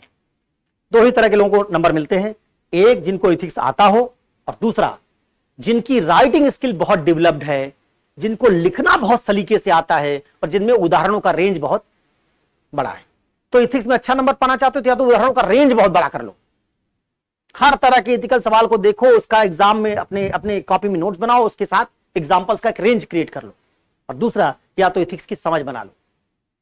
दो ही तरीके से पेपर में नंबर आ सकता है। ठीक है, अब आइए, ये तो हो गई पहली बात जिसको मैंने पढ़ाया तुमको और समझाया, व्हाट इज एथिक्स। तो मैंने ये भी बता दिया कि सिलेबस के अलावा, सिलेबस में लिखा होगा एटीट्यूड, तो एटीट्यूड तो पढ़ोगे, उसके अलावा 3 बात पढ़ोगे। एक, एथिक्स का क्वांटिफिकेशन। हर जगह हम ये सीखेंगे कि हम नैतिक क्यों बने, इसको नैतिक कैसे बनाएंगे, समाज में नैतिकता कैसे लाएंगे, जो बुराइयां समाज में उनको दूर कैसे करेंगे, उसके लिए लोगों को प्रेरित, इसको कहते हैं क्वांटिफिकेशन। एथिक्स को हर जगह क्वांटिफाई करना होगा, किस किस तरीके से करोगे। दूसरा कहा था जितने तरह के डिलेमाज हैं उनमें से ज्यादातर के बारे में उनके हल के तरीके ढूंढना, कैसे हल होगा, उसके लिए केस स्टडी भी करते हो। और तीसरा बताया है इंपॉर्टेंट जो थिंकर्स हैं, कांत, रॉल्स, गांधी, अंबेडकर, ये नैतिक तर्क बनाते कैसे, ये कैसे पता लगाते हैं क्या सही क्या गलत है, इनका मॉडल क्या था। अगर वो मॉडल सीख जाए, उनके आधार वाक्य सीख जाए, तो उनका प्रयोग हम भी कुछ जगहों पर कर सके। ये सिलेबस से इतनी चीज है जो तुम पढ़ोगे, बाकी सिलेबस से ये 3 चीज का कोर है। इस 3 चीज पर जितनी तुम्हारी मास्टरी होगी उतना तुम एथिक्स अच्छा कर पाओगे ना। अब हम लोगों की लिमिटेशन क्या है, अगर मैं सिलेबस में एक एक टॉपिक एक एक दिन भी पढ़ाऊं तो भी 50-60 दिन लग जाएगा। और उसके बाद फिर तुमको मैं एथिक्स को क्वांटिफाई करना सिखाने लग जाऊं, गांधी, अंबेडकर, मिल पढ़ाने मुझे 2 दिन लगता है, कांत पढ़ाने मुझे 2 दिन लगता है, एक एक थिंकर पढ़ाने लगूं तो 30 थिंकर पढ़ाऊं, 60 दिन उसमें चला जाएगा। इसका मतलब बाजार और तुम इसको अलाउ नहीं करते हो कि मैं एक बैच 150 दिन में खत्म करूं, तो हमको कहीं ना कहीं उस बैच को सीमित करना पड़ता है। क्या करते हैं उसको, कैसे करते हैं, कई बार कुछ कम महत्वपूर्ण टॉपिक जो होंगे सिलेबस में, जैसे फंडिंग है, कम महत्वपूर्ण, फंडिंग में मैं तुमको कुछ ना पढ़ाऊं तब भी फंडिंग कैसे होनी चाहिए, लोकतंत्र कैसे उत्तरदायित्व का नियम ले आओ, पारदर्शिता ले आओ, कुछ ना कुछ लिख दोगे, हर नोट्स में भी लिखा हुआ। थोड़ा हम उसको छोटा करें और थोड़ा सब थिंकर्स के बजाय वेस्ट और इंडिया से कुछ उनके प्रतिनिधि थिंकर ढूंढ लें, गांधी को ले लें, अंबेडकर को ले लें इंडिया से, रविन्द्रनाथ टैगोर को ले लें इंडिया से, जिनका कुछ ऐसा मौलिक चिंतन है। और वैसे उधर शुरुआत में प्लेटो या सुकरात को या अरस्तु को ले लें, तो फिर बीच से कुछ किसी एक को ले लें, और फिर नीचे आए तो जीएस मिल, कांत को ले लें, ऐसा करके रॉल्स को ले लें, ऐसा करके हम तुम्हारी समझ वाली बात को भी कंप्लीट करें। फिर हम कुछ अप्लाइड एथिक्स में कुछ इश्यूज ले लें, जेंडर ले लें, पर्यावरण ले लें, कुछ ऐसी चीजें ले लें जिनको हम तुमको करके दिखा दें। इन दोनों चीजों को मिक्स करके हम लोग एथिक्स में एक तुम्हारी समझ विकसित करने की कोशिश करते हैं।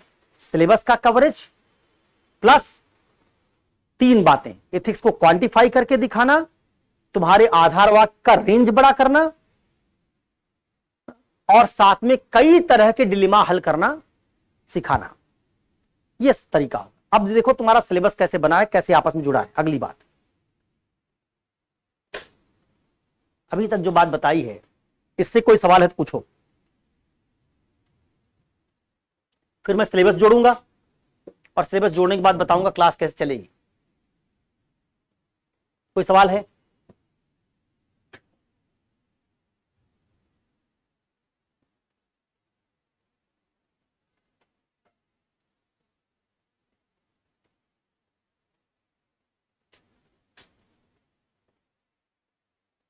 ठीक है, चलो सिलेबस जोड़ते हैं। सिलेबस जोड़ने का मतलब, ये शुरू में जो ह्यूमन इंटरफेस लिखा है, सेंस ऑफ एथिक्स लिखा है, फिर बाद में एटीट्यूड लिख दिया, एप्टीट्यूड लिख दिया, इमोशनल इंटेलिजेंस लिख दिया, वैल्यूज लिख दी, क्या है ये सब, कैसे अलग अलग बिखरा हुआ है, क्या करें? देखो, पूरे एथिक्स के पेपर का ऑब्जेक्टिव सोचो क्या है। जब भी किसी चीज को समझना हो तो सबसे पहले उसका ग्रैंड आइडिया सोचना चाहिए। निबंध में भी यही तरीका काम करता है। पहले हम ग्रैंड आइडिया सोचते हैं, फिर उस ग्रैंड आइडिया को कई पार्ट्स में तोड़ लेते हैं और उसी एक एक पार्ट के साथ हम क्या करेंगे, सिलेबस के एक एक हिस्से को जोड़ देंगे और दिखाएंगे कि अगर ये ग्रैंड आइडिया तुमको अचीव करना है तो इतने हिस्से चाहिए और उसमें से हर हिस्से को सिलेबस का एक भाग पूरा करता है। इस तरीके से पूरा सिलेबस इस ग्रैंड आइडिया के साथ जुड़ा है। ये तरीका होता है। क्या ग्रैंड आइडिया होगा, एथिक्स क्यों बनाया गया सिलेबस में, क्यों ले आया गया पेपर?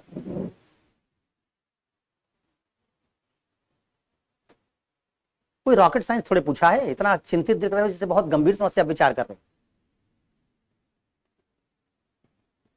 क्यों बनाया गया होगा एथिक्स का पेपर? जिससे एथिक्स पढ़ के हम ये समझ सकें कि नैतिकता को धोखा देते हुए भ्रष्टाचार कैसे करना है। बड़ी सामान्य बात, इतना सोच किस ले रहे हो? एथिक्स का पेपर इसलिए बनाया गया होगा तुमसे नैतिक आचरण करवाया जा सके। एथिक्स का पेपर इसलिए बनाया गया होगा कि जैसे अभी तक हम सीसैट टेस्ट करते थे, civil services aptitude test prelims में, वैसे मेंस में भी हम मॉरल एप्टीट्यूड तुम्हारा टेस्ट कर ले ना। 3 एप्टीट्यूड के टेस्ट हैं, तीन स्तर पर। प्रीलिम्स में सीसैट ना, मेंस में एथिक्स, एथिक्स के साथ जुड़ा ही हुआ है, एथिक्स, इंटीग्रिटी एंड एप्टीट्यूड। प्रारंभिक परीक्षा में सीसैट, सिविल सर्विसेज एप्टीट्यूड, और पर्सनालिटी टेस्ट में फिर तुम्हारे एप्टीट्यूड का टेस्ट होता है।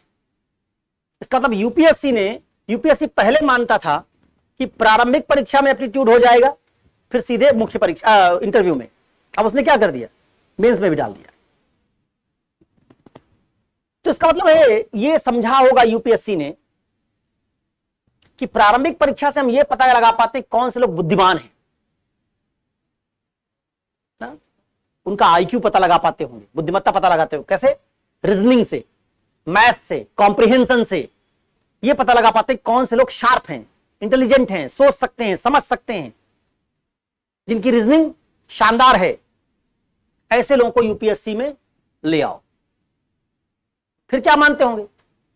वो मानते होंगे कि बुद्धिमान होना जरूरी तो है सिविल सर्वेंट का, लेकिन पर्याप्त, क्योंकि बुद्धिमान आदमी हैकर भी हो सकता है। दुनिया के सबसे बड़े बुद्धिमान लोग सबसे बुद्धिमान, सबसे बेहतरीन हैकर भी हैं। बुद्धिमान लोग ही तमाम टेररिस्ट ऑर्गेनाइजेशन में भी काम करते हैं। इसका मतलब बुद्धिमान होना जरूरी है लेकिन पर्याप्त नहीं। इसलिए क्या जरूरी, फिर क्या पर्याप्त है? उन्होंने समझा कि बुद्धिमान के साथ अगर आदमी नैतिक हो, सिविल सर्विसेज की कोर वैल्यूज में उसकी आस्था हो, नैतिक क्यों बनना चाहिए इसकी उसके पास समझ हो, नैतिकता के फायदों से परिचित हो, तो उसमें मॉरल एप्टीट्यूड होगा, तो अपनी बुद्धिमत्ता का सही तरीके से इस्तेमाल करेगा। इसका मतलब यह पेपर इसलिए बनाया गया जिससे तुम्हारे मॉरल एप्टीट्यूड की परख की जा सके। नैतिक एप्टीट्यूड, नैतिक अभिक्षमता की परख हो सके। नैतिक अभिक्षमता का मतलब कि तुम नैतिक आचरण करोगे या नहीं, जैसे प्रारंभिक परीक्षा में पता करते हैं कि तुम ये सवाल लगा पाओगे कि नहीं लगा पाओगे, इससे पता करते हैं तुम्हारी रीजनिंग अच्छी है या नहीं, तुम्हारी मैथ्स अच्छी है या नहीं। एथिक्स के पेपर से हम पता करते हैं तुम्हारी नैतिक समझ अच्छी है या नहीं, तुम्हारे नैतिक आचरण करने की संभावना कितनी है। इसको हम एक तरह का एप्टीट्यूड का पेपर मानते हैं।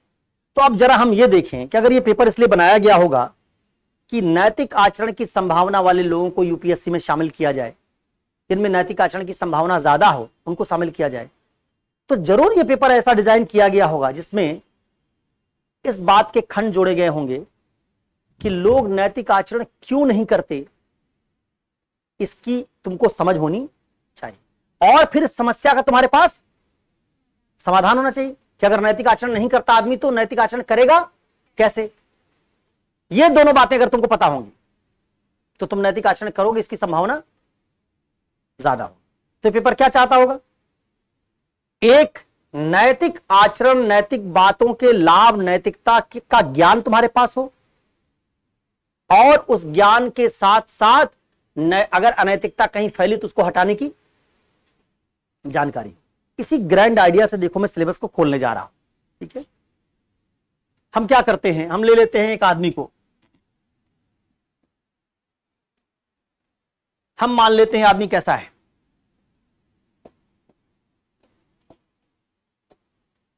अनैतिक, इमोरल आदमी ले लिया।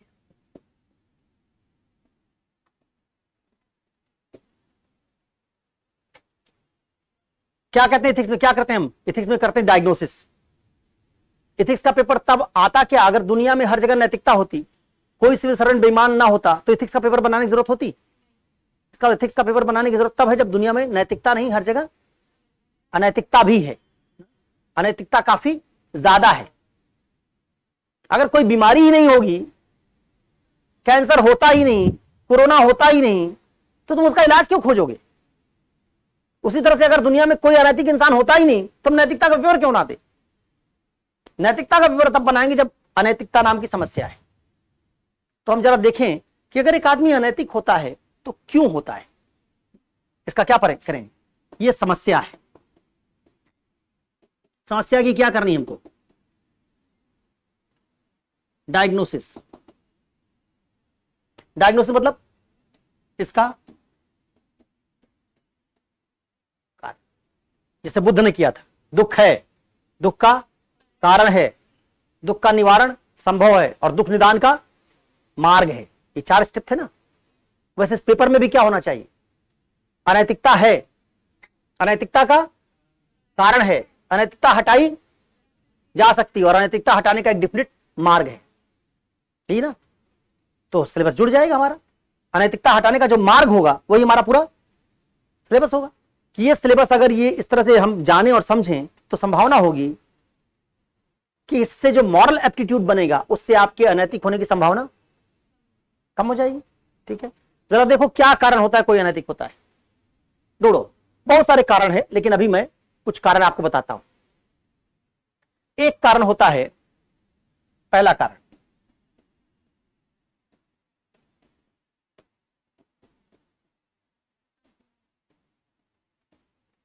इग्नोरेंस, अज्ञान या इग्नोरेंस। अगर आप जानते ही नहीं हैं कि क्या सही और क्या गलत है तो आप नैतिक नहीं हो सकेंगे। इसका दुनिया में नैतिक ज्ञान की कमी अनैतिक आचरण का एक कारण है। जैसे उदाहरण, जब लोग स्त्रियों को सती करते थे तो क्या मान के सती करते रहे होंगे, अच्छा कर रहे हैं कि बुरा कर रहे हैं, अच्छा कर रहे हैं। इसका तो मानते थे अच्छा है। कैसे लोग थे, ज्ञानी कि अज्ञानी, अज्ञानी। आज किसी से कहोगे स्त्री का पति मर गया उसको ले चलो सती करो, कोई मानेगा, कहेगा पागल हो क्या, मूर्ख हो क्या, दिमाग फिर गया है क्या। इसका तो आज आदमी नहीं करेगा। क्यों, क्योंकि आज उसको अच्छा नहीं मानता है। क्या आ गया हमारे पास, ज्ञान आ गया। पहले हमारे पास ये ज्ञान नहीं था। वर्ण व्यवस्था के संदर्भ में हमारे पास ज्ञान नहीं था कि वर्ण व्यवस्था गलत है। क्या मानते थे, वर्ण व्यवस्था ईश्वर ने बनाई है और ईश्वर की बनाई व्यवस्था सही है। इसका मतलब है जब आप ज्ञान नहीं रखते हैं तो आपके अनैतिक आचरण करने की संभावना ज्यादा होती है। ठीक है, बहुत सारे लोग वो अनैतिक आचरण करते हैं जो जानते ही नहीं है कि सही क्या है। आज भी गांव में चले जाओ, बहुत सारे माता पिता मानते हैं कि लड़की को शादी करने में अपने मत का प्रयोग करना ठीक नहीं है।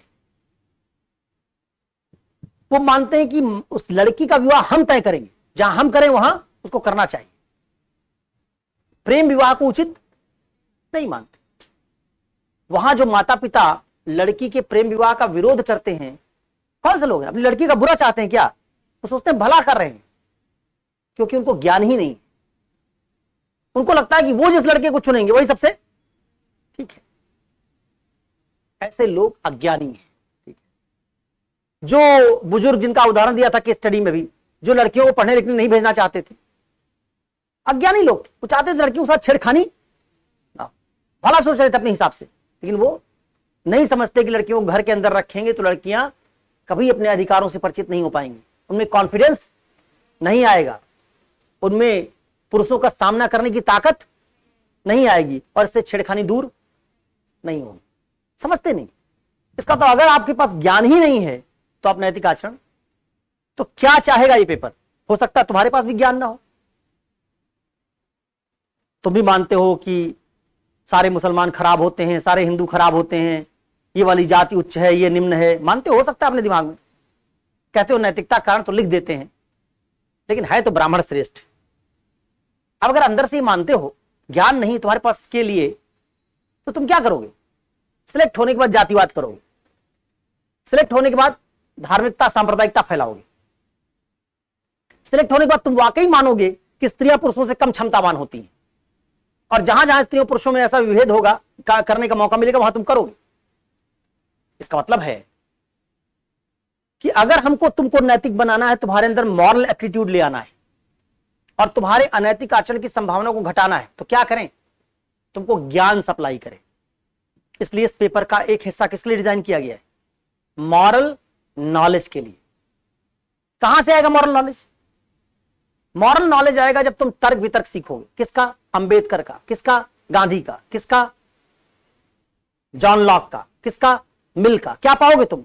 उनके तर्क सुनोगे और उसको खारिज नहीं कर पाओगे, तो तुम हिल जाओगे, शेक होगे। ठीक है, मैं मानता तो हूं कि स्त्रियों को इतना पढ़ाना लिखाना नहीं चाहिए, लेकिन मेरे पास उसके लिए कोई तर्क नहीं है। मैं मिल के तर्क का खंडन नहीं कर पा रहा हूं, तो जो अकाट्य तुम्हारी अनैतिकता है वो हिलेगी पहली बार। तुम ये समझ जाओगे कि मैं मानता तो हूं, मेरी बिलीफ तो है, लेकिन मेरी बिलीफ के पक्ष में मेरे पास तर्क नहीं। पहले मैं जिन तर्कों को सोचता था कि ये तर्क बहुत शानदार है, वो तर्क तो सब सतही है। जिस दिन मैं प्रूव कर दूं अगर क्लास में कि मुसलमानों को गाय खाने देना चाहिए, आहत बहुत हो गया मान लो, बुरा भी लगा मान लो, लेकिन कुछ कर नहीं पा रहे, तिलमिला जा रहे हो कि ये क्लास में आया, प्रूव कर दिया मुसलमानों को गाय खाने देना चाहिए, गाय तुम्हारी माता है, लेकिन क्या करो? कुछ कर नहीं पा रहे हो, तर्क नहीं दे पा रहे, दिन रात चिंता में लगे हो कैसे इनके तर्क को काटा जाए और नहीं काट पाए। तुमको ये मानना पड़ा यार ठीक है, मुसलमान गाय खाते हैं, बुरा तो लगता है, लेकिन नैतिक नजरिए से देखा जाए तो वो अनैतिक नहीं। अगर मैंने प्रूव कर दिया ये, इसका मतलब क्या हुआ? पहली बार उस चीज को देखने का तुम्हारा नजरिया बदलेगा। अब संभावना होगी कि तुम ब्यूरोक्रेट बन जाओगे और कोई भीड़ मुसलमानों को गाय के नाम पर मारने जाएगी, तो तुम्हारे पास कन्विक्शन होगा कि ये गलत कर रहे हैं, क्योंकि तुम्हारे पास नॉलेज आ गया है। इसलिए इस पेपर का एक लक्ष्य क्या है? नॉलेज सप्लाई करना। इसका वो हिस्सा जहां हम क्या सीखेंगे? Domain of ethics, essence of ethics, human interface, Bharat और पश्चिम के नैतिक विचारक, समाज सुधारक, वो सब क्या सप्लाई करेगा तुमको? आधार वाक्य। क्या सप्लाई करेगा? ज्ञान।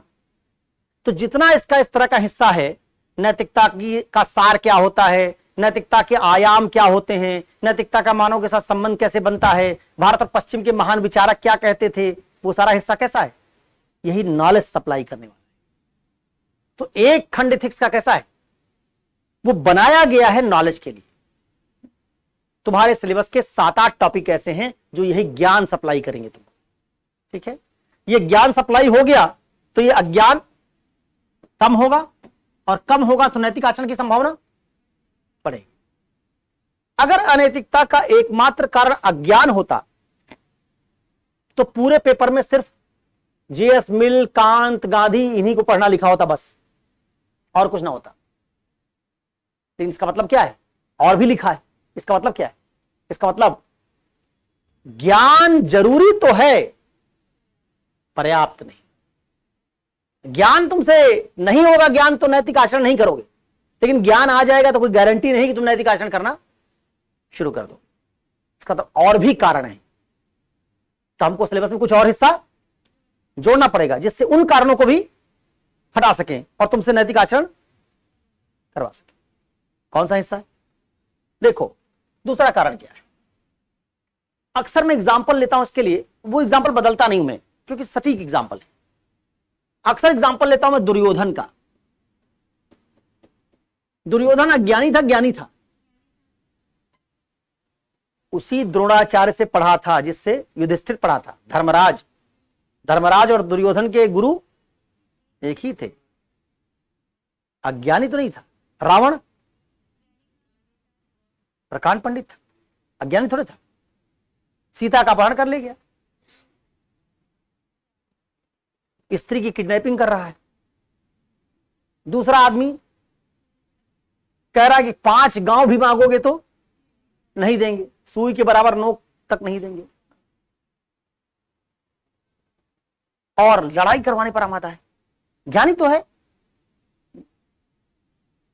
और गीता में एक लाइन आती है जिसका उल्लेख मैंने एक आध बार किया। पूछते हैं उससे कृष्ण कि दुर्योधन ऐसा क्यों करते हो, या दुष्ट लोग ऐसा क्यों करते हैं, अनैतिक लोग ऐसा क्यों करते हैं? तो उसका जवाब आता है कि ये अज्ञान के कारण नहीं करते। जानामि धर्मम नच में प्रवृत्ति, जानामि अधर्मम नच में निवृत्ति।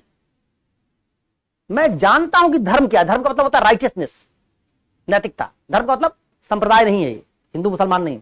धर्म मतलब क्या करेक्ट है, क्या राइट है, क्या ड्यूटी। मैं सब जानता हूं। दुर्योधन या दुष्टों का जवाब क्या होता है? सब जानता हूं कि नैतिक क्या है, लेकिन नैतिकता में मन ही नहीं लगता। और सब जानता हूं कि अनैतिक क्या है, लेकिन अनैतिकता में मन रमता है। अनैतिकता से पीछा नहीं छूटता और नैतिकता में मन नहीं लगता।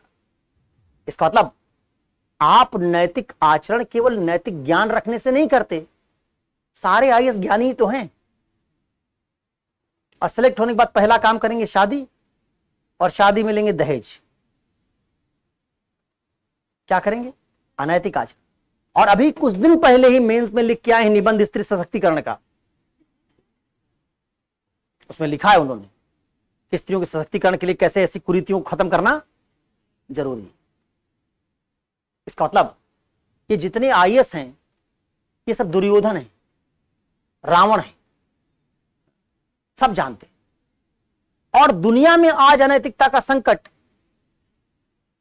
अज्ञानियों के कारण ज्यादा नहीं है, ज्ञानियों के कारण। दुनिया में बड़ी बड़ी अनैतिकता है। बैंक फ्रॉड्स, रजत गुप्ता का मामला, बड़े बड़े जजेस का मामला, पनामा में जितनी ऑफशोर कंपनियां खड़ी कर रखी, सब कौन से लोग हैं? सब ज्ञानी लोग। ज्ञानी लोग कानून का दुरुपयोग कर रहे हैं, ज्ञानी लोग वेल्थ जमा कर रहे हैं, ज्ञानी लोग हैकिंग कर रहे हैं, ज्ञानी लोग फ्रॉड कर रहे हैं, ज्ञानी टीचर्स तुमको बेवकूफ बना रहे हैं, ज्ञानी टीचर प्रचार करके तुमको फंसा रहे हैं, ठीक है, कोचिंग में। सब ज्ञानी लोग कर रहे हैं। ज्ञानी लोगों का दिमाग बहुत चलता है, उनको पता है बच्चा कैसे आएगा। वो रचते हैं उसके लिए जाल, तुम फंस जाते हो उसमें। और फिर तुमको 3 महीना एथिक्स पढ़ाएंगे। तुमको क्या पता कि एथिक्स के नाम पे तुम बेवकूफ बन रहे हो। तो ज्ञानियों से ही तो सारी दुनिया की समस्या है। तो हमको पता लगाना पड़ेगा दूसरा कारण क्या है। दूसरा कारण है एटीट्यूड। अगर ज्ञान तुम्हारे पास तब आया जब एटीट्यूड तुम्हारा बन गया, तो ज्ञान कुछ नहीं करेगा। क्यों? एटीट्यूड तय करता है तुम करोगे क्या, और ज्ञान बताता है क्या करना चाहिए। जो तुम करोगे उसको तुमने ज्ञान से पहले सीख लिया है, तो उसकी तुमको आदत पड़ गई। और जिसकी आदत पड़ गई अब वो ज्ञान से बदला नहीं जाए। इसका मतलब हमारे कर्मों को नियंत्रित ज्ञान नहीं, मनोविज्ञान करता है। दुनिया में बहुत सारी चीजें हैं जिनकी हमको आदत होती है। कल ही उदाहरण दिया था क्लास में कि अगर मैं किसी स्त्री को लाख समझा दूं कि बाल छोटे रखो अपने, मेरे जैसे, इससे बहुत फायदा है, शैम्पू कम लगता है, गर्मी कम लगती है, 10 तर्क आज समझा दूंगा, कल एक भी नहीं कटवाएंगी। क्यों नहीं कटवाएंगे? क्योंकि लंबे बाल रखने की आदत पड़ गई, मनोविज्ञान हो गया। इसका आचरण उन्होंने क्या कर लिया? इंटरनलाइज कर लिया, सीख लिया, नहीं कटवाएंगे। मैं कह दूं नाक में जो कील पहनती हो, कान में, सब उतारो, ये सब दास्ता का प्रतीक है। मुझे अगर कोई 7 साल की उम्र में ले जाता, कहता नाक ले, तुम्हारे नाक में छेद करवाएंगे, चिल्लाता कि यार गाय थोड़े हूं मैं। और स्त्री तो पहन के आराम से घूमती। मुझे विवाह के बाद सिंदूर लगाया जाता मेरी मांग में, लगाओ, मंगलसूत्र पहनना, मैं तो नहीं पहनता। और विवाहिता स्त्री आईएएस भी तो आसानी से पहन लेती। क्यों नहीं कहती विवाह जब दोनों का हो, मंगलसूत्र दोनों पहने, सिंदूर दोनों क्यों नहीं लगाएंगे? लड़की देखी तो पता चल जाता विवाहित है, लड़की को देख पता ही नहीं चलता, बाल पक जाए पता चलेगा तुमको, कोई और तरीका नहीं है। लड़की तुरंत देखते पता चल जाए विवाहिता है। क्यों भाई, ऐसा क्यों? लेकिन वो लड़की जो इसको समझ भी लेगी, अगर मैं क्लास में पढ़ा भी दूं तो अगले दिन से सिंदूर हटा के नहीं आएगी, मंगलसूत्र उतार के नहीं आएगी। क्यों? क्योंकि ये ज्ञान जब क्लास में दूंगा तब तक तुम्हारा मनोविज्ञान बन चुका है। अनैतिकताएं आदतें हैं।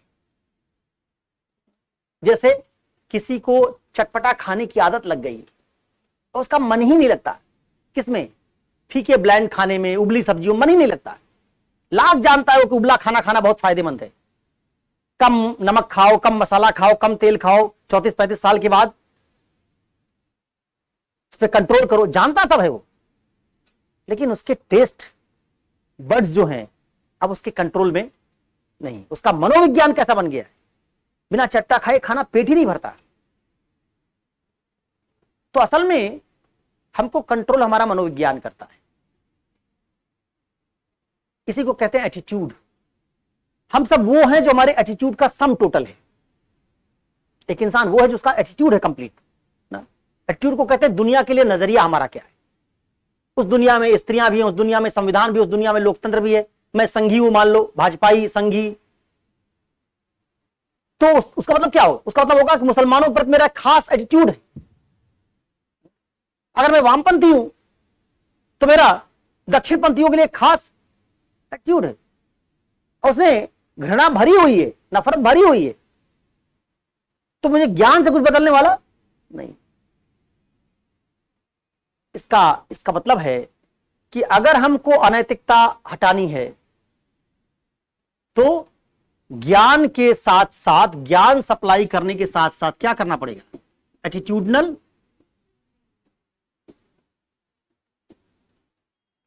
चेंज। कहां जाना पड़ेगा? मनोविज्ञान पर। मनोविज्ञान एथिक्स नहीं है, लेकिन मनोविज्ञान यह तय करता है कि एथिकल कंडक्ट होगा या नहीं होगा। इसीलिए हमको कहां प्रवेश करना पड़ता है? मनोविज्ञान। यही तुम्हारे सिलेबस का कौन सा खंड है? दूसरा खंड है। हमको दुर्योधन को सुधारना है, जिसको कृष्ण भी सुधार नहीं पाए। हमको रावण को समझाना है, राम भी नहीं समझा पाए।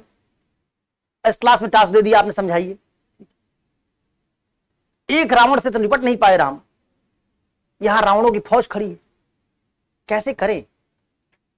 इसी के लिए मॉडल्स हैं ढेर सारे। एटीट्यूड बनता कैसे, पहले समझो। एटीट्यूड मजबूत कैसे होता है? उस एटीट्यूड को अगर बदलना हो, उसको कहते हैं परसुएशन। तो बदलोगे कैसे? कौन सा एटीट्यूड बदलने का तरीका कहां काम करेगा, कहां काम नहीं करेगा? किस तरह का अनैतिकता है तो वहां कौन सा एटीट्यूड वाला मॉडल बदलने वाला काम कर पाएगा? इसकी समझ अगर आपको होगी तो आप जब ब्यूरोक्रेसी में जाएंगे तो कई बार ऐसा होता है कानून बना दिए जाते हैं, कानून बनते ज्ञान आ जाता है, कल से ये बात अनैतिक हो गई, अवैध हो गई, गैर कानूनी हो गई। लेकिन कानून बनते ही लोगों का एटीट्यूड चेंज नहीं होता। 26 जनवरी 1950 को संविधान बना के हमने लिख दिया अस्पृश्यता समाप्त। लेकिन 26 जनवरी 1950 को अस्पृश्यता के समाप्त की घोषणा होते ही भारत के समाज के एटीट्यूड में बदलाव नहीं आ गया। अस्पृश्यता उसके 50 साल बाद भी चलती रहेगी। एटीट्यूड थोड़े बदला, ज्ञान बदला, क्लास में पढ़ाया जाने लगा अस्पृश्यता अपराध है, अनटचेबिलिटी क्राइम है, पढ़ाया जाने लगा, लेकिन खत्म। तो ये जो दूसरी चीज है, यही से हमारे सिलेबस का दूसरा हिस्सा जुड़ता है, मनोविज्ञान। तो सिलेबस में एटीट्यूड आता है, ये दूसरा पार्ट है। पहला पार्ट वो है जो तुमको ज्ञान सप्लाई करेगा, दूसरा पार्ट वो है जो तुमको समझाएगा कि ज्ञान के बाद मनोविज्ञान को ज्ञान के अनुरूप कैसे बनाया जाए। अगर मनोविज्ञान और ज्ञान दोनों कंसिस्टेंट नहीं, मनोविज्ञान अलग है, ज्ञान अलग है, तो हम नैतिकता जानेंगे लेकिन नैतिक आचरण करेंगे नहीं। फिर तीसरी बात आती है कि नैतिक आचरण करवाने के लिए दुनिया में नैतिक आचरण की प्रॉब्लम क्या है। तीसरी प्रॉब्लम मैं अब रख दे रहा हूं मार्कर, क्योंकि इससे लंबा हो जाएगा बहुत। मैं भी चाहता हूं पहले एक बार समझा दूं, फिर कभी लंबा और करेंगे। तीसरी प्रॉब्लम क्या है? देखो, तीसरी प्रॉब्लम है दूसरे की पीड़ा की समझ ना होना। तुमको पढ़ाया हर अनैतिकता पीड़ा लेके आती है, लेकिन पीड़ा कैसी है? पीड़ा क्लास बेस्ड है। अगर मैं स्त्री नहीं हूं तो मैं स्त्री को छेड़खानी पर कैसी पीड़ा होती है इसको समझता ही नहीं हूं। स्त्रियों को किस तरह के मनोविज्ञान से गुजरना पड़ता है ये मेरी समझ ही नहीं है, क्योंकि वो मेरा क्लास नहीं है। और जब मैं उनकी पीड़ा को महसूस नहीं करता तो उनके प्रति कोई नैतिक आचरण करूंगा इसकी संभावना। नैतिकता नैतिक आचरण है, नैतिकता पीड़ा खत्म करना है, लेकिन पीड़ा तो मैं तब खत्म करूंगा जब पहले पीड़ा को महसूस करूं। पीड़ा मैं महसूस ही नहीं कर रहा हूं। मैं दलित होता तो मैं दलितों की पीड़ा महसूस करता, मैं स्त्री होता तो स्त्रियों की पीड़ा महसूस करता, लेकिन मैं तो सवर्ण निकला, मैं तो पुरुष निकला। सवर्ण होते ही मुझे दलितों की पीड़ा पता ही नहीं। मुझे लगता है ये सब हवाबाजी, हल्ला मचाते हैं। ऐसे ही जैसे ही मैं पुरुष हो गया वैसे देश में रोज रेप हो रहा है। कौन रोता है? रेप होने में कोई रोता है क्या? कोई पुरुष नहीं रोता, क्योंकि उसको रेप के पीड़ा का अंदाजा ही नहीं है। तो इसका मतलब है कि ये जो पीड़ा है इसको जब तक हम ट्रांसेंड नहीं करेंगे, एक वर्ग की पीड़ा को दूसरे वर्ग तक नहीं पहुंचाएंगे, तब तक उससे उस पीड़ा के संदर्भ में होने वाले अनैतिक आचरण को हटा नहीं पाएंगे। इसी पेन को ट्रांसमिट कैसे करें? अगर हम कर दें तो नैतिक आचरण होना शुरू हो जाए। जिस दिन मैं समझ लूंगा कि बहुत पीड़ादायक चीज है, उस दिन मैं वो काम नहीं करूंगा, उससे उत्पन्न जो अनैतिकता वो खत्म होनी शुरू हो जाएगी। इसी के लिए जो कॉन्सेप्ट है वो है इमोशनल इंटेलिजेंस। लोग बुद्धिमान तो होते जा रहे हैं, लेकिन लोग दूसरे वर्ग या दूसरे इंसान की पीड़ा समझने के संदर्भ में बुद्धिमत्ता खोते जा रहे हैं। इंटेलिजेंस मतलब होता समझ। हमारी इमोशन की समझ कमजोर पड़ती जा रही, और इमोशन की समझ अगर किसी समाज की कमजोर पड़ेगी तो फिर आतंकवाद की तरफ जाएगा, हिंसा की तरफ जाएगा, वायलेंस की तरफ जाएगा, मॉलेस्टेशन की तरफ जाएगा, रेप की तरफ जाएगा, एंगर की तरफ जाएगा। इससे बहुत सारी अनैतिकताएं पनपती हैं। मॉलेस्टेशन से भी अनैतिकता है, रेप से भी अनैतिकता है, एंगर से भी अनैतिकता है, वायलेंस से भी अनैतिकता है। ये सब अनैतिकता के कारण है। और इन सब अनैतिकताओं का कारण क्या है? संवेदनशीलता की कमी। किसके प्रति संवेदनशीलता? वायलेंस करोगे हमेशा दूसरे के प्रति, टेररिज्म होगा दूसरे के प्रति, रेप और वो होगा दूसरे क्लास के प्रति, हर जगह दूसरा है। इसका उस दूसरे वर्ग के प्रति आपके अंदर संवेदनशीलता नहीं है, इसलिए क्राइम है। इसको बिना रोके नैतिक आचरण। इसलिए इंसान में यह संवेदनशीलता बनाई कैसे जाए, ये आपके सिलेबस का तीसरा हिस्सा है। इसी को इमोशनल इंटेलिजेंस कहते हैं। क्या कर रहे हैं हम? एक एक करके पहचान रहे हैं कि अनैतिकता आती कहां से है, और उसी को हटाने के लिए एक एक लेयर आपके सिलेबस में जोड़ते चले जा रहे हैं। तो ये सिलेबस जो तुम्हारा बना है ना, ये ऐसे नहीं है कि तुमसे चाहता है सिलेबस में कि कुछ गांधी को पढ़ लो, कुछ उधर जो है एटीट्यूड जान लेना। ये सब एक होलिस्टिक इंटीग्रेटेड आइडिया है मॉरलिटी का। उसी आइडिया को कटर कर रहा है। ये नहीं कि इसमें 20% साइकोलॉजी है, 30% फिलॉसफी है, 20% वो है। मैंने एक शिक्षक को कहते सुना था ये एक जगह, मुझे किसी ने भेजा वीडियो 2 मिनट का। वो कह रहे हैं इसमें 30% साइकोलॉजी है, 40% ये ये इथिक्स है, साइकोलॉजी नहीं है। साइकोलॉजी इथिक्स को कंट्रीब्यूट करता है। साइकोलॉजी इथिक्स की प्रॉब्लम को बनाता भी है और साइकोलॉजी इथिक्स की प्रॉब्लम को सॉल्व भी करता है। हमको उसको इथिक्स की नजर से देखना है। साइकोलॉजी डिस्क्रिप्टिव साइंस है, वर्णनात्मक विज्ञान है। हम उसका इस्तेमाल नॉर्मेटिव साइंस में कर रहे हैं। ठीक है। अब अगली बात है जो इसके बाद चौथी बात, अनैतिकताएं क्यों है। अनैतिकताएं इसलिए भी दुनिया में है कि हम गलत आदमी से गलत काम ले रहे हैं। इसका भी एग्जाम्पल सुनो। इसका मतलब हर आदमी हर काम के लिए नहीं बना है। ठीक वैसे जैसे तुम सोच लो कि महावीर स्वामी प्रकट हो जाए और शेर के पास चले जाए। मान लो शेर हिंदी समझने लगे, किसी तरह से हम एआई से कुछ टूल डेवलप कर लें और सारे शेरों के दिमाग में चिप डाल दें, हिंदी समझने लगे, और शेरों के पास जैनियों के तीर्थंकर महावीर स्वामी जाके कहें कि हे शेर, पंच महाव्रत का पालन करो, हिंसा छोड़ दो, हिंसा बुरी चीज है, जिस हिरन को खाते हो कितना रोता है, हिरन खाना बंद कर दो। बताओ ये बात क्या, ये अहिंसा और मांसाहार छोड़ने की बात क्या शेर के लिए ठीक है? नहीं ठीक है, क्योंकि शेर बना ही नहीं है शाकाहार के लिए। महावीर स्वामी भी अगर भारत के बजाय आइसलैंड में पैदा हुए होते, अनाज कम होता वहां, बिना मछली खाए काम नहीं चलता, तो जैन दर्शन दे पाते? इसका मतलब है ना, नैतिकताएं ऐसे नहीं दी जा सकती। जहां जो मनाए जिसके ऊपर वो नैतिकता लाद दो, कह दो सबको दयालु होना चाहिए, सबको फला होना चाहिए, सबको ये होना चाहिए। नहीं, ऐसा नहीं। मैं एक व्यवसायी हूं, कोचिंग चलाता हूं, मैं बहुत दयालु हो जाऊं, कल से स्टूडेंट को पता चल जाए कि मैं बहुत दयालु, ये आएंगे कहेंगे कि हमारी फीस कम कर दीजिए। मैं पूछूंगा क्यों? कहेंगे सर मैं ट्यूशन पढ़ के पढ़ाता हूं। ये आएंगे कहेंगे फीस कम कर दीजिए, कहूंगा क्यों? कहेंगे सर मेरे घर में आमदनी कम है। मैं ये आएंगी कहेंगे कम कर दीजिए, मैं पूछूंगा क्यों? कहेंगे सर मैं घर से पैसा नहीं लेना चाहती हूँ, खुददार हूं। ठीक है, चौथा आएगा वो कहेगा कुछ, पांचवा आएगा वो कहेगा। एक ही बैच में क्या होगा, इनसे 3,000 लिया, इनसे 2,000 लिया, उनसे 1,000 लिया। किस दिन डिस्कस हुआ तो पता चला कि तो 1,000 2,000 4,000 देने वाले बैठे और उसी क्लास में एक 15,000 वाला बैठा होगा, अपने आप को बेवकूफ महसूस कर रहा होगा कि हम क्यों 15,000 दे दिए। क्या किया मैंने? मैं व्यवसायी नहीं हूं। अच्छा यार व्यवसायी हूं तो क्या होगा, फिक्स रेट लिखा होता ना कई दुकानों में, एक दाम क्यों लिखा होता है? हमारे लिए सब समान है, इक्वालिटी, इक्वालिटी का प्रिंसिपल। इसका मतलब है, अब इसको और दूसरी तरफ समझो, ऐसे कोचिंग तो नहीं कम समझ पाओगे। मैं एक ढाबा खोल लूं, ढाबा खोला मैंने, उद्घाटन किया, और उद्घाटन करने के बाद कहीं से 2-4 लोग भीख भीख मांगते आ रहे थे, मैंने उनको खाना फ्री में खिला दिया, और उस मोहल्ले में उस जगह पर बात फैल गई कि आदमी तो बड़ा दयालु है। अगले दिन से उस एरिया के जितने भिखारी सबने लाइन लगा दी। 3 लाख की पूंजी लेकर मैंने ढाबा खोला है, 3 लाख मेरे पास है, सारे भिखारियों को फ्री में खिला दिया। जो रिक्शे वाले आए उनसे 50% लिया, जो कार से उनसे पूरा पैसा लिया। अगले दिन से कार वाले पहुंच ही नहीं पा रहे ढाबे तक, जितने रिक्शे ठेले वाले भिखारी हैं सब लाइन लगा के खड़े।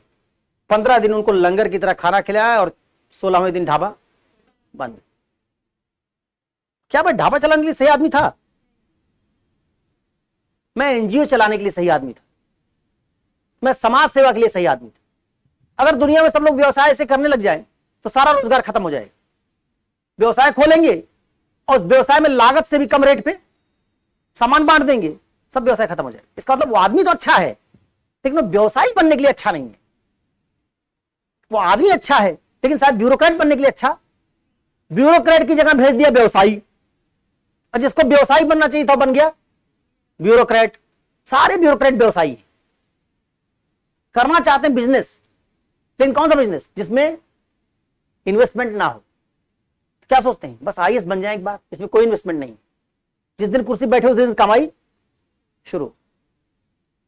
ये व्यवसायी हैं और बनना चाहते हैं समाज सेवक या जन सेवक।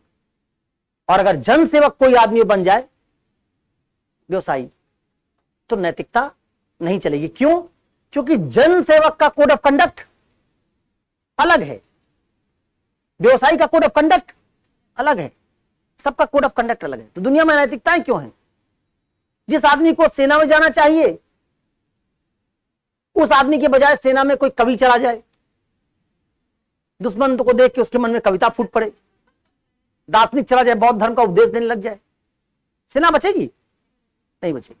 सेना में उन्हीं लोगों को जाना चाहिए जिनका सेना में जाने का एप्टीट्यूड है। शिक्षक उसी को बनना चाहिए जिसका शिक्षा का एप्टीट्यूड है, एप्टीट्यूड अभिक्षमता। आईएएस उसी को बनना चाहिए जिसमें आईएएस का एप्टीट्यूड है, तभी वो आईएएस वाला आचरण कर पाए। गलत जगह गलत आदमी को भेज दोगे तो वो नैतिक आचरण नहीं कर पाएगा ना। जैसे शेर अहिंसा नहीं कर सकता है, सांप से उम्मीद करो कि जहर ना छोड़े, नहीं संभव, उसका स्वभाव है। हर आदमी स्वभाव के साथ पैदा हुआ है, उसी स्वभाव के अनुरूप उसको अपने कार्य का चयन करना चाहिए। यूपीएससी में सवाल बहुत पूछा जाता है, पूछा गया है कि आपका एक मित्र आपके पास सलाह के लिए आता है, यही सवाल है जो यूपीएससी ने रिपीट किया है। 20-20 नंबर का सवाल है, 2 बार पूछा है कि आपका मित्र आपके पास सलाह के लिए आता है। कहता मैं यूपीएससी में सिविल सेवा में तो जाना चाहता हूं, लेकिन चाहता हूं उतना ही अच्छा करूं जितना कर सकता हूं, ज्यादा तनाव ज्यादा पीड़ा ना लो। फिर कहता है कि मैं इतना ईमानदार क्यों बनूं, छोटा मोटा उपहार तो ले ही सकता हूं। फिर कहता हम बात का बहुत बतंगड़ बनाएंगे, सिविल सेवा में इतनी ईमानदारी दिखाएंगे तो विकास की रफ्तार में पीछे छूट जाएंगे, डिसीजन मेकिंग पीछे छूट जाएंगे। इसका मतलब ये आदमी कौन है? इस आदमी का सिविल सेवा का एप्टीट्यूड नहीं। मेरी सलाह यही होनी चाहिए कि जब तुम इतना अच्छा नहीं कर पाओगे, पीड़ा नहीं उठाना चाहते, तुम सिविल सेवा में क्यों जाना चाहते हो भाई? तुम सिविल सेवा में जाओ ही मत। सिविल सेवा में जाओगे तो सिविल सेवा की आचार संहिता का पालन करना पड़ेगा। अगर तुमको सिविल सेवा की आचार संहिता पसंद नहीं है तो वो काम चुनो जिसकी आचार संहिता तुमको पसंद हो। तो तीसरी समस्या, चौथी समस्या क्या है? राजनीति में वो लोग चले गए जिनमें राजनीति का एप्टीट्यूड नहीं, सिविल सेवा में वो लोग चले गए जिनमें सिविल सेवा का एप्टीट्यूड नहीं, टीचर वो लोग बन गए जिनमें टीचर का एप्टीट्यूड नहीं, डॉक्टर वो लोग बन गए जिनमें डॉक्टर का, और जब इनमें एप्टीट्यूड ही नहीं है तो उस संस्था के कोड ऑफ कंडक्ट का पालन ये नहीं कर सकते। इसलिए अनैतिकता की चौथी समस्या किसके कारण है? गलत आदमी गलत जगह पर है, इसी को एप्टीट्यूड कहते हैं ना। तो क्या उम्मीद है तुमसे? तुम सिविल सेवा में जाना चाहते हो तो तुमसे उम्मीद है कि तुम समझो कि सिविल सेवा के लिए किस तरह के एप्टीट्यूड की जरूरत है। वही लिखा है इम्पार्शियलिटी, नॉन पार्टिजनशिप, इंटीग्रिटी, ये सब क्या है? ये तुम्हारे अंदर है तभी सिविल सेवा में जाने लायक हो तुम। तो चौथी अनैतिकता कहां है, किस कारण से है? क्योंकि जिन लोगों का एप्टीट्यूड नहीं है वो लोग भी उन जगहों पर मौजूद है जहां उनको नहीं होना चाहिए था। ठीक है, अब पांचवी, इसलिए क्या हो गया? सिलेबस के 4 हिस्से हो गए। एक हिस्से में ज्ञान, दूसरे हिस्से में ज्ञान होने के बावजूद अगर एटीट्यूड नहीं तो एटीट्यूड ले आओ। तीसरे हिस्से में कुछ जरूरी किस्म की संवेदनशीलता ले आओ, जिन संवेदनशीलताओं से हम दूसरे वर्ग की पीड़ा को समझ पाते हैं। चौथा, उसी आदमी को संस्था में भेजो जो संस्था का एप्टीट्यूड। 4 समस्याएं हल होंगी तो नैतिक आचरण की संभावना। इसका मतलब अगर एक आदमी ज्ञानी हो, उसमें ज्ञान के अनुरूप एटीट्यूड हो, जैसा ज्ञान वैसा एटीट्यूड, उसमें संवेदनशीलता हो अपने से इतर वर्गों के प्रति, और उसमें उस संस्था का एप्टीट्यूड हो, तो उसमें नैतिक आचरण की संभावना बढ़ जाएगी। नैतिक आचरण के ज्यादा नजदीक पहुंच रहे हैं। पांचवा सवाल है, पांचवा जिसके कारण हम नैतिक नहीं होते। क्या? हम ये नहीं समझ पाते कि हम नैतिक क्यों बने। इस सवाल का जवाब हमारे पास नहीं होता। Why should I become moral? Why should I be moral? क्यों बनूं नैतिक? प्रेरणा क्या है नैतिक बनने की? अनैतिक आदमी मजा काट रहे हैं, अनैतिक आदमी सुखी है, नैतिक बन के दुख भोगूंगा।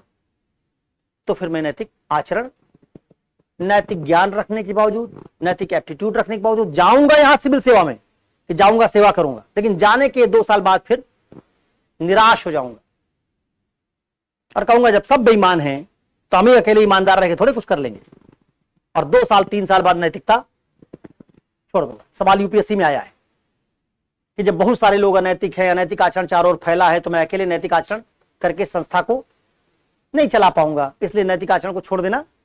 इस तरह का सवाल आया हुआ। इसका मतलब आपके पास क्या होना चाहिए? मॉरल करेज, मॉरल ऑप्टिमिज्म, नैतिक आशावादिता, नैतिक साहस, मॉरल कन्विक्शन। सिलेबस का एक हिस्सा, इस पर सवाल और भी आया है कि आपने नैतिक विचारकों के जीवन से क्या प्रेरणा ली। नैतिक विचारक वो लोग हैं जो उस समय समाज में आए जब बहुत सारे लोग अनैतिक थे, और उसके बावजूद उन्होंने नैतिकता का साथ, भीड़ अनैतिक थी, एक आदमी नैतिक था, उसने समाज को क्या कर दिया, चेंज कर दिया। और तुम घबरा रहे हो कि 10 आईएएस अनैतिक है तो हम भी हो जाएं नैतिक। नैतिक करेज कहां से ले आओ, क्योंकि सस्टेन नैतिकता चाहिए। आज नैतिक आचरण कर दिया यही पर्याप्त नहीं है, रोज करो। कैसे करो, उसका समाधान कैसे होगा, मॉरल ऑप्टिमिज्म कैसे आएगी, इसको हमारे सिलेबस का अगला हिस्सा कटर करता है। ठीक है, और फिर आखिरी हिस्सा है जिसमें हम जानना चाहते हैं तुमसे कि जिस क्षेत्र में तुम जा रहे हो सिविल सेवा में, वहां के चैलेंजेस से वाकिफ हो कि नहीं हो। क्योंकि अगर वहां के वास्तविक चैलेंजेस से वाकिफ नहीं होगे तो नैतिक आचरण नहीं कर सकोगे। तुमको सिचुएशनल प्रॉब्लम्स पता है कि नहीं, आरटीआई की प्रॉब्लम, करप्शन की प्रॉब्लम, प्रॉबिटी की प्रॉब्लम, फंडिंग की प्रॉब्लम सारी पता है कि नहीं पता। अगर नहीं पता है तो नैतिक आचरण संभव नहीं। उन सब प्रॉब्लम्स पर तुम्हारा कोई ओपिनियन होना चाहिए। यह हिस्सा हमारे सिलेबस का आखिरी हिस्सा। इस तरीके से शुरुआत ये करते हैं जनरल नैतिक आदमी कैसे होगा, और अंत में आते आते सिविल सेवक जिस फील्ड में काम करेगा वहां नैतिक वो आचरण कैसे करेगा। तो शुरू में सिलेबस थोड़ा वाइडर है सबके लिए। हर आदमी को ज्ञान होना जरूरी है तभी वो नैतिक होगा। हर आदमी में नैतिक ज्ञान की आवृत्ति अनुरूप आवृत्ति होना चाहिए तब वो नैतिक होगा। हर आदमी में संवेदनशीलता होगी तभी दूसरे के प्रति नैतिक आचरण करेगा। लेकिन जब फिर एप्टीट्यूड पर आते हैं तो नैरो हो जाता है। एप्टीट्यूड में कौन सा एप्टीट्यूड, सिविल सर्विसेज वाला एप्टीट्यूड, वहां सिविल सर्विसेज पढ़ना है। फिर प्रशासन और शासन की नैतिकता की बात जहां आती वहां प्रशासन शासन के मामले में आपको समझना होगा कि वहां नैतिकताएं क्यों है, उसको दूर कैसे किया जाएगा, उसको वहां आपकी समझ कितनी है। और आखिर में फिर वो क्या है, सवाल है कि सब समझ गए, इतना पढ़ लिया तो बताओ, टेस्ट लेंगे तुम्हारा, इस सिचुएशन में ये आएगा तो क्या करोगे, एप्टीट्यूड कहां अप्लाई करोगे, एटीट्यूड कहां अप्लाई करोगे, कौन सा नैतिक आधार वाक्य यहां अप्लाई। केस स्टडी, ये कुल 6 खंड तुम्हारे सिलेबस के हैं, जिसमें छठा खंड अगर केस स्टडी को मानते हो तो कोई खंड नहीं है, वो तो पढ़ाई नहीं, वो जो तुमने अब तक पढ़ा उसी का सवाल है। 5 खंड सिलेबस के हिस्से, छठा खंड तुम्हारा सवाल। इस तरीके से तुम्हारा सिलेबस एक यूनिट के तौर पर आपस में जुड़ता है। बात समझ में आई? ठीक है, तो ये होलिस्टिक इसका अप्रोच है। अब हम लोग आखिरी बात पर आते हैं। सवाल कितने तरह के पूछे गए हैं इस पर अभी बात नहीं कर पाएंगे, इसी से समझ लो सवाल भी इतने तरह के होंगे, कुछ आइडिया बना होगा। एक सवाल आएगा मॉरल करेज वाला, तुम्हारे अंदर कितना नैतिक साहस है, टेस्ट करें। एक सवाल आएगा एटीट्यूड की प्रॉब्लम्स वाला, एक सवाल आएगा मॉरल नॉलेज को टेस्ट करने वाला। इससे सवाल अलग अलग हिस्सों से बनेंगे।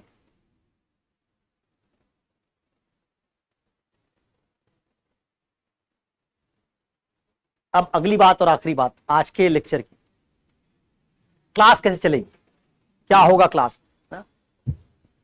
अब फिल्म का एंड आ रहा है। देखो, आप में जितने लोगों ने इंक्वायरी की होगी आपको बताया गया होगा कि ये क्लास हाइब्रिड मोड में चलेगी। हाइब्रिड मोड क्या होता है, जिन्होंने इंक्वायरी की होगी उनको बताया गया, जो ऐसे आ गए होंगे उनको नहीं पता होगा, इसलिए सबके लिए सस्पेंस से पर्दा हट जाए। हाइब्रिड का मतलब है 40-60 के रेशियो में फेस टू फेस और वीडियो क्लास चलाई जाएगी। एथिक्स की क्लास का नंबर बहुत ज्यादा है, 70-80 क्लास हो जाती है, उतना पढ़ाने में 2.5 महीना 3 महीना लग जाएगा, और बहुत सारी चीजें मैं पढ़ा रहा हूं, उन सब के साथ उतना पढ़ा पाना संभव नहीं है। ऑप्शनल भी पढ़ाना होता है, एथिक्स भी पढ़ाऊंगा, निबंध भी पढ़ाऊंगा, यहां भी पढ़ाऊंगा, वहां भी पढ़ाऊंगा, कहां कहां पढ़ाऊंगा।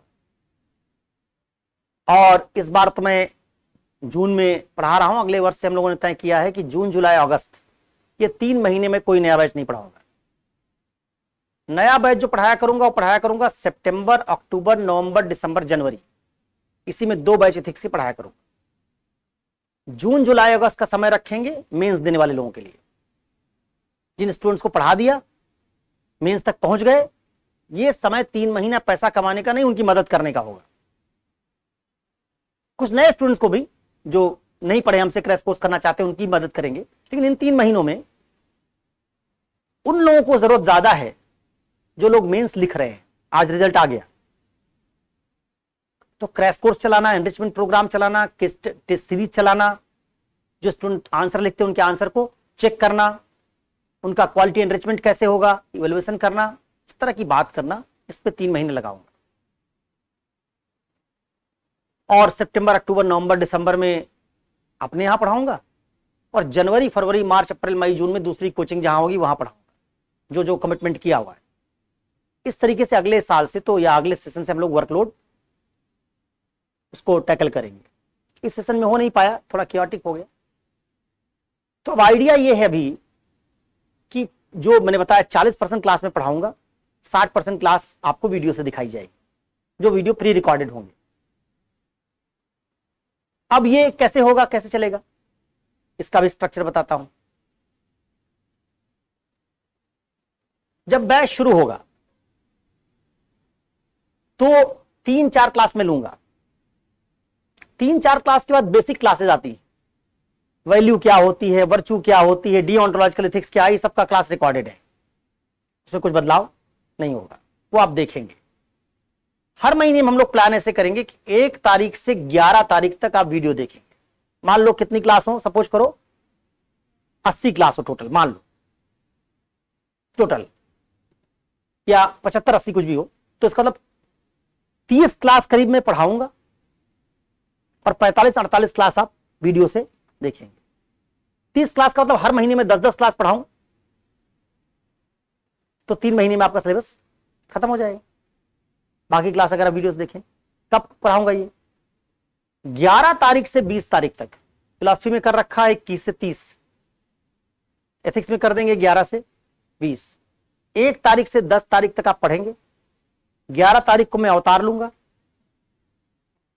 जब आपका कष्ट बढ़ चुका होगा, और अवतार लेके फिर 11 तारीख से 20 तारीख के बीच क्या क्या करूंगा बता देता हूं।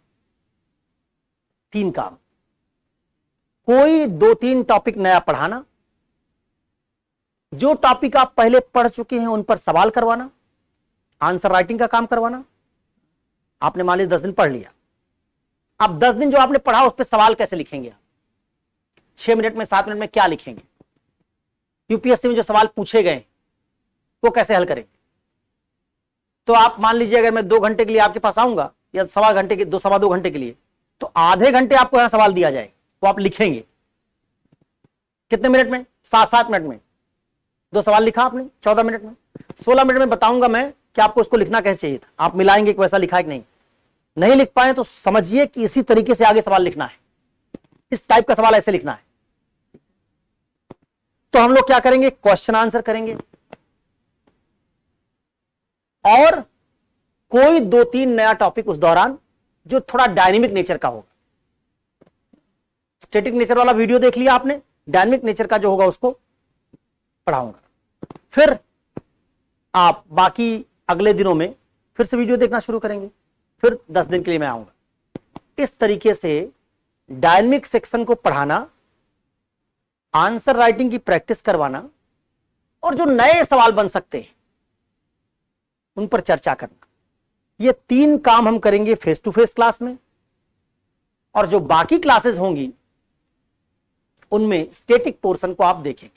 तो 48-50 क्लास स्टैटिक होगी तो आप देखेंगे, बाकी जो क्लासेस होंगी वो हम लोग, मुझे एग्जैक्टली पता नहीं, हो सकता है 70-72 क्लास हो, मतलब मैं मान रहा हूं 70 से 80 के बीच कुछ होगी, उसकी 40% क्लास में पढ़ाऊंगा और बाकी क्लास आप वीडियो से देखेंगे। जो क्लास आप पढ़ाई जाएगी आपको वीडियो से, जो दिखाई जाएगी, उस क्लास का आपको ऐप पर भी एक्सेस दिया जाएगा, और जिस टाइम बैच चल रहा होगा वो क्लास यहां प्ले भी की जाएगी। आपके पास सुविधा होगी, आप आइए यहां बैठ के देखिए, और अगर आप यहां नहीं आते हैं तो ऐप पर अपनी क्लास देख लीजिए। 11 से 20 तारीख के बीच आपको आना ही आना होगा, बाकी दिनों में आपके पास सुविधा होगी। नहीं, जो लोग ऑफलाइन ज्वाइन करेंगे उनको ऑनलाइन क्लास भी दी जाएगी और ऑफलाइन भी दी जाएगी, दोनों मोड में। जो लोग ऑनलाइन वाले हैं उनको केवल ऑनलाइन क्लास दी जाएगी। जो लोग ऑनलाइन करते हैं उनको हम लोग अगली बार से यही करेंगे, जो सितंबर से नवंबर वाला बैच होगा वही अपलोड करा देंगे, उसको वो लोग देखते रहेंगे। इस तरीके से आपकी क्लास चलाई जाए, ठीक है। अब आपकी क्लास में बच्चे कम हैं, अभी आना शुरू किया है, एक ही बैच पढ़ाना है। जो एक बैच पढ़ाना उसमें मैं चाहूंगा कम से कम बैच भर जाए, कुछ लोग आ जाएं। उस दशा में हम लोग थोड़ा समय ले रहे हैं, कब तक का, 10 तारीख तक का, 10 जुलाई तक का, 10 जुलाई तक। इस बीच में मैं क्रैश कोर्स के लिए कुछ रिकॉर्डिंग कर लूंगा। 11 जुलाई को जब से मुझे पढ़ाना चाहिए था आपको वीडियो दिखाने के बजाय, तब से मैं बैच की शुरुआत 10 दिन करूंगा, 10 दिन में पढ़ाऊंगा। और शुरू करने के बाद फिर 20 तारीख से अगले 10 अगस्त तक आपको वीडियो के लिए छोड़ दिया जाएगा। तो 11 जुलाई को मेरी पहली क्लास आज के बाद होगी, और 11 जुलाई से हम लोग पढ़ाई लिखाई शुरू करेंगे। ठीक है, 8-9 दिन 10 दिन जो पढ़ाऊंगा, उसके बाद फिर आपको इस बीच में हम लोग थोड़ा प्रचार वचार और कर देंगे। हर दिन 7-8 इंक्वायरीज आती हैं कम से कम, बिना प्रचार के भी। तो उम्मीद होती है कि अगले 10 दिन में बैच भरने लायक क्षमता हो जाए, या ज्यादा लोग जितने आ सकते हैं। नहीं भरे तो नहीं भरे, कोई बात नहीं, लेकिन ऐसा ना हो कि एक बैच पढ़ाना है, उसमें 10 क्लास हो गई, अब बीच में आए तो जोड़ नहीं सकते। अभी तक जो पढ़ाया ये इसका यूट्यूब है, जो लोग अभी आएंगे उनको कह दिया जाएगा यूट्यूब पर वो 2-3 क्लासेस जो पहले उनको देख लो। ठीक है, उसको लोग देख लेंगे और आगे से क्लास वो जुड़ेंगे। अब इसमें तुम्हारा कोई सवाल है? ठीक है, अभी 11 हम लोगों ने, 1-2 लोगों ने फीस जमा कर दी थी शायद ऑफलाइन की, फीस घटा दी गई है। पहले हम लोग फीस ले रहे थे 18,000 रुपया विद जीएसटी, उसको कर दिया है 16.5। और अगर वो आप एडमिशन अभी लेते हैं कुछ दिनों तक, अब ये कितने दिन तक मुझे पता नहीं है, तो 15,000 ही लेंगे। 11 तारीख के बाद जो लोग एडमिशन लेंगे उनका 16.5 हो जाएगा, और जिन्होंने 18,000 जमा कर दिया उनका वापस कर दिया जाएगा। उनका जो फीस उन्होंने सरप्लस जमा किया होगा उनका वापस कर देंगे। 3-4 लोगों ने जमा किया है, ठीक है, उनका वापस कर देंगे, जितना ज्यादा है वो वापस कर देंगे। जो लोग ऑनलाइन लेते हैं उनकी फीस 13,000 रुपया है। तो ऑफलाइन में आपका फायदा यही है कि आप 2,000 अभी ज्यादा देंगे और 30-40 क्लास या 30-32 क्लास मुझसे सामने सामने पढ़ेंगे। ठीक है, अब कोई सवाल आपका है तो बताइए।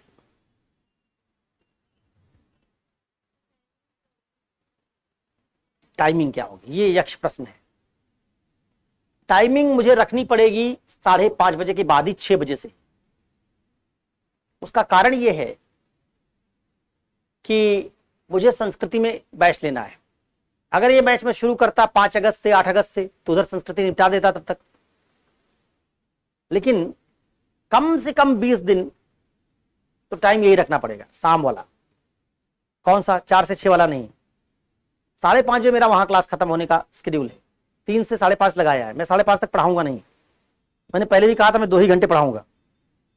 तो 3 से 5 वहां पढ़ाऊंगा, 20 मिनट बच्चे सवाल पूछ सकते हैं। 5:20 पे यहां चला तो 6 बजे तक यहां आ गया, तो 6 से 8 ये बैच का टाइम होगा।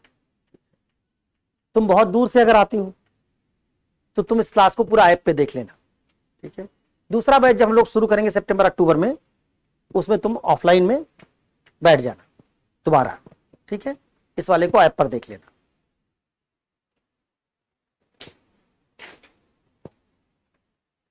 जो लोग बहुत दूर से आते हैं वो इतनी देर तक क्यों रुकेंगे?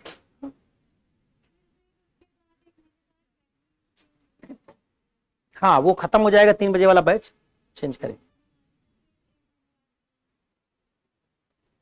और कोई सवाल?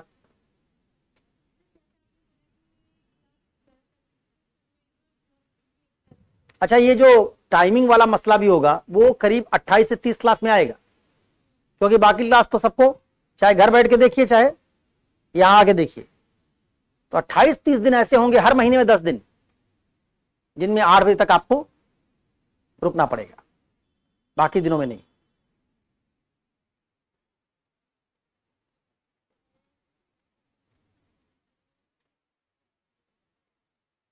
हाँ, आप क्या कह रहे थे बताओ?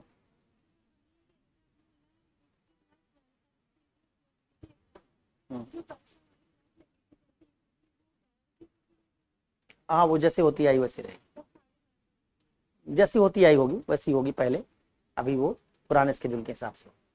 आपसे भी कोई परिचित है, अगर वो एथिक्स के बारे में जानता नहीं, मतलब उसको पता नहीं क्लास शुरू होने वाली, तो आप बता देंगे तो उससे वो उसको भी पता चल जाएगा। कोई क्वेरी है, कोई सवाल है, कोई डाउट है? हाँ बताओ भाई। हाँ, ऐसे की क्लास हम लोग ना जो ऑफलाइन चलाएंगे वो नवंबर में चलाएंगे, अभी नहीं। ऑनलाइन क्लास अभी वो मौजूद है, उसको ज्वाइन कर सकते हो। वो 50 क्लास करीब है ऑनलाइन। नहीं नहीं, इस फीस में क्यों देंगे यार, कॉम्बो ऑफर नहीं चल रहा है, दिवाली बोनांजा क्यों है। ऐसे की क्लास अभी ऑनलाइन होगी, नवंबर के बाद हम लोग ऑफलाइन बैच पे विचार करेंगे। जब फिलॉसफी पढ़ा चुका हूंगा, एथिक्स में और ऐसे में सिर्फ 2 जगह अगर हमारा एंगेजमेंट होगा तो हम लोग इसे करेंगे। अभी ऐसे में कुछ क्लासेज में पढ़ाऊंगा मेंस वालों के लिए, वो अमूर्त निबंधों की होगी, 11-12 क्लासेज होंगी। हाँ, उनमें होगा तो तुमको बैठा लेंगे। ऑनलाइन तो है।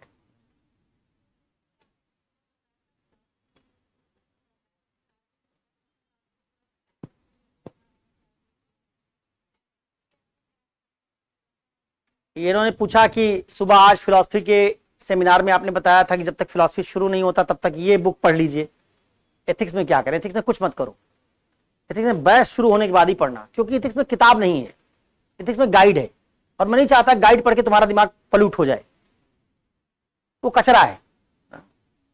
तुमको एथिक्स में खुद पढ़ के नोट्स बनाने होंगे, और अगर पढ़ना भी होगा, अगर तुम्हारा सोशल पॉलिटिकल फिलॉसफी में तुम पढ़ रहे होगे तो तुमको एथिक्स में बहुत ज्यादा मदद मिलेगी, क्योंकि जो प्रॉब्लम्स वाला एरिया है ना एथिक्स में, जेंडर ये जो जितनी है, उसको तो फिलॉसफी ज्यादा हम लोग कहीं डिस्कस ही नहीं कर सकते। फिलॉसफी में एक एक प्रॉब्लम को हम लोग 5-5 क्लास में डिस्कस करेंगे, 10-10 घंटे में। जेंडर खत्म करने में मुझे 10 घंटा लगता है, 10 घंटे में स्त्री समझ में आती, तो उससे ज्यादा तो संभव नहीं होगा। तो तुमको किताब की 15 किताब भी मार्केट खरीद लोगे, उतने आर्गुमेंट नहीं मिलेंगे। लेकिन जिनके लिए नहीं है उनको कुछ कुछ मैं सजेस्ट करूंगा कि रीडिंग क्या कहां से करनी चाहिए।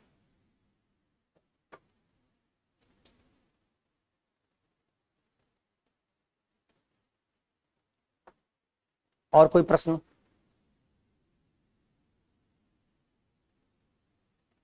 ठीक है, अनुमति फिर। ठीक है, तो अनुमति दीजिए आज के लिए ना। और अब आपके पास थोड़ा समय है, मेरे पास भी मेंस वालों के लिए थोड़ा समय है।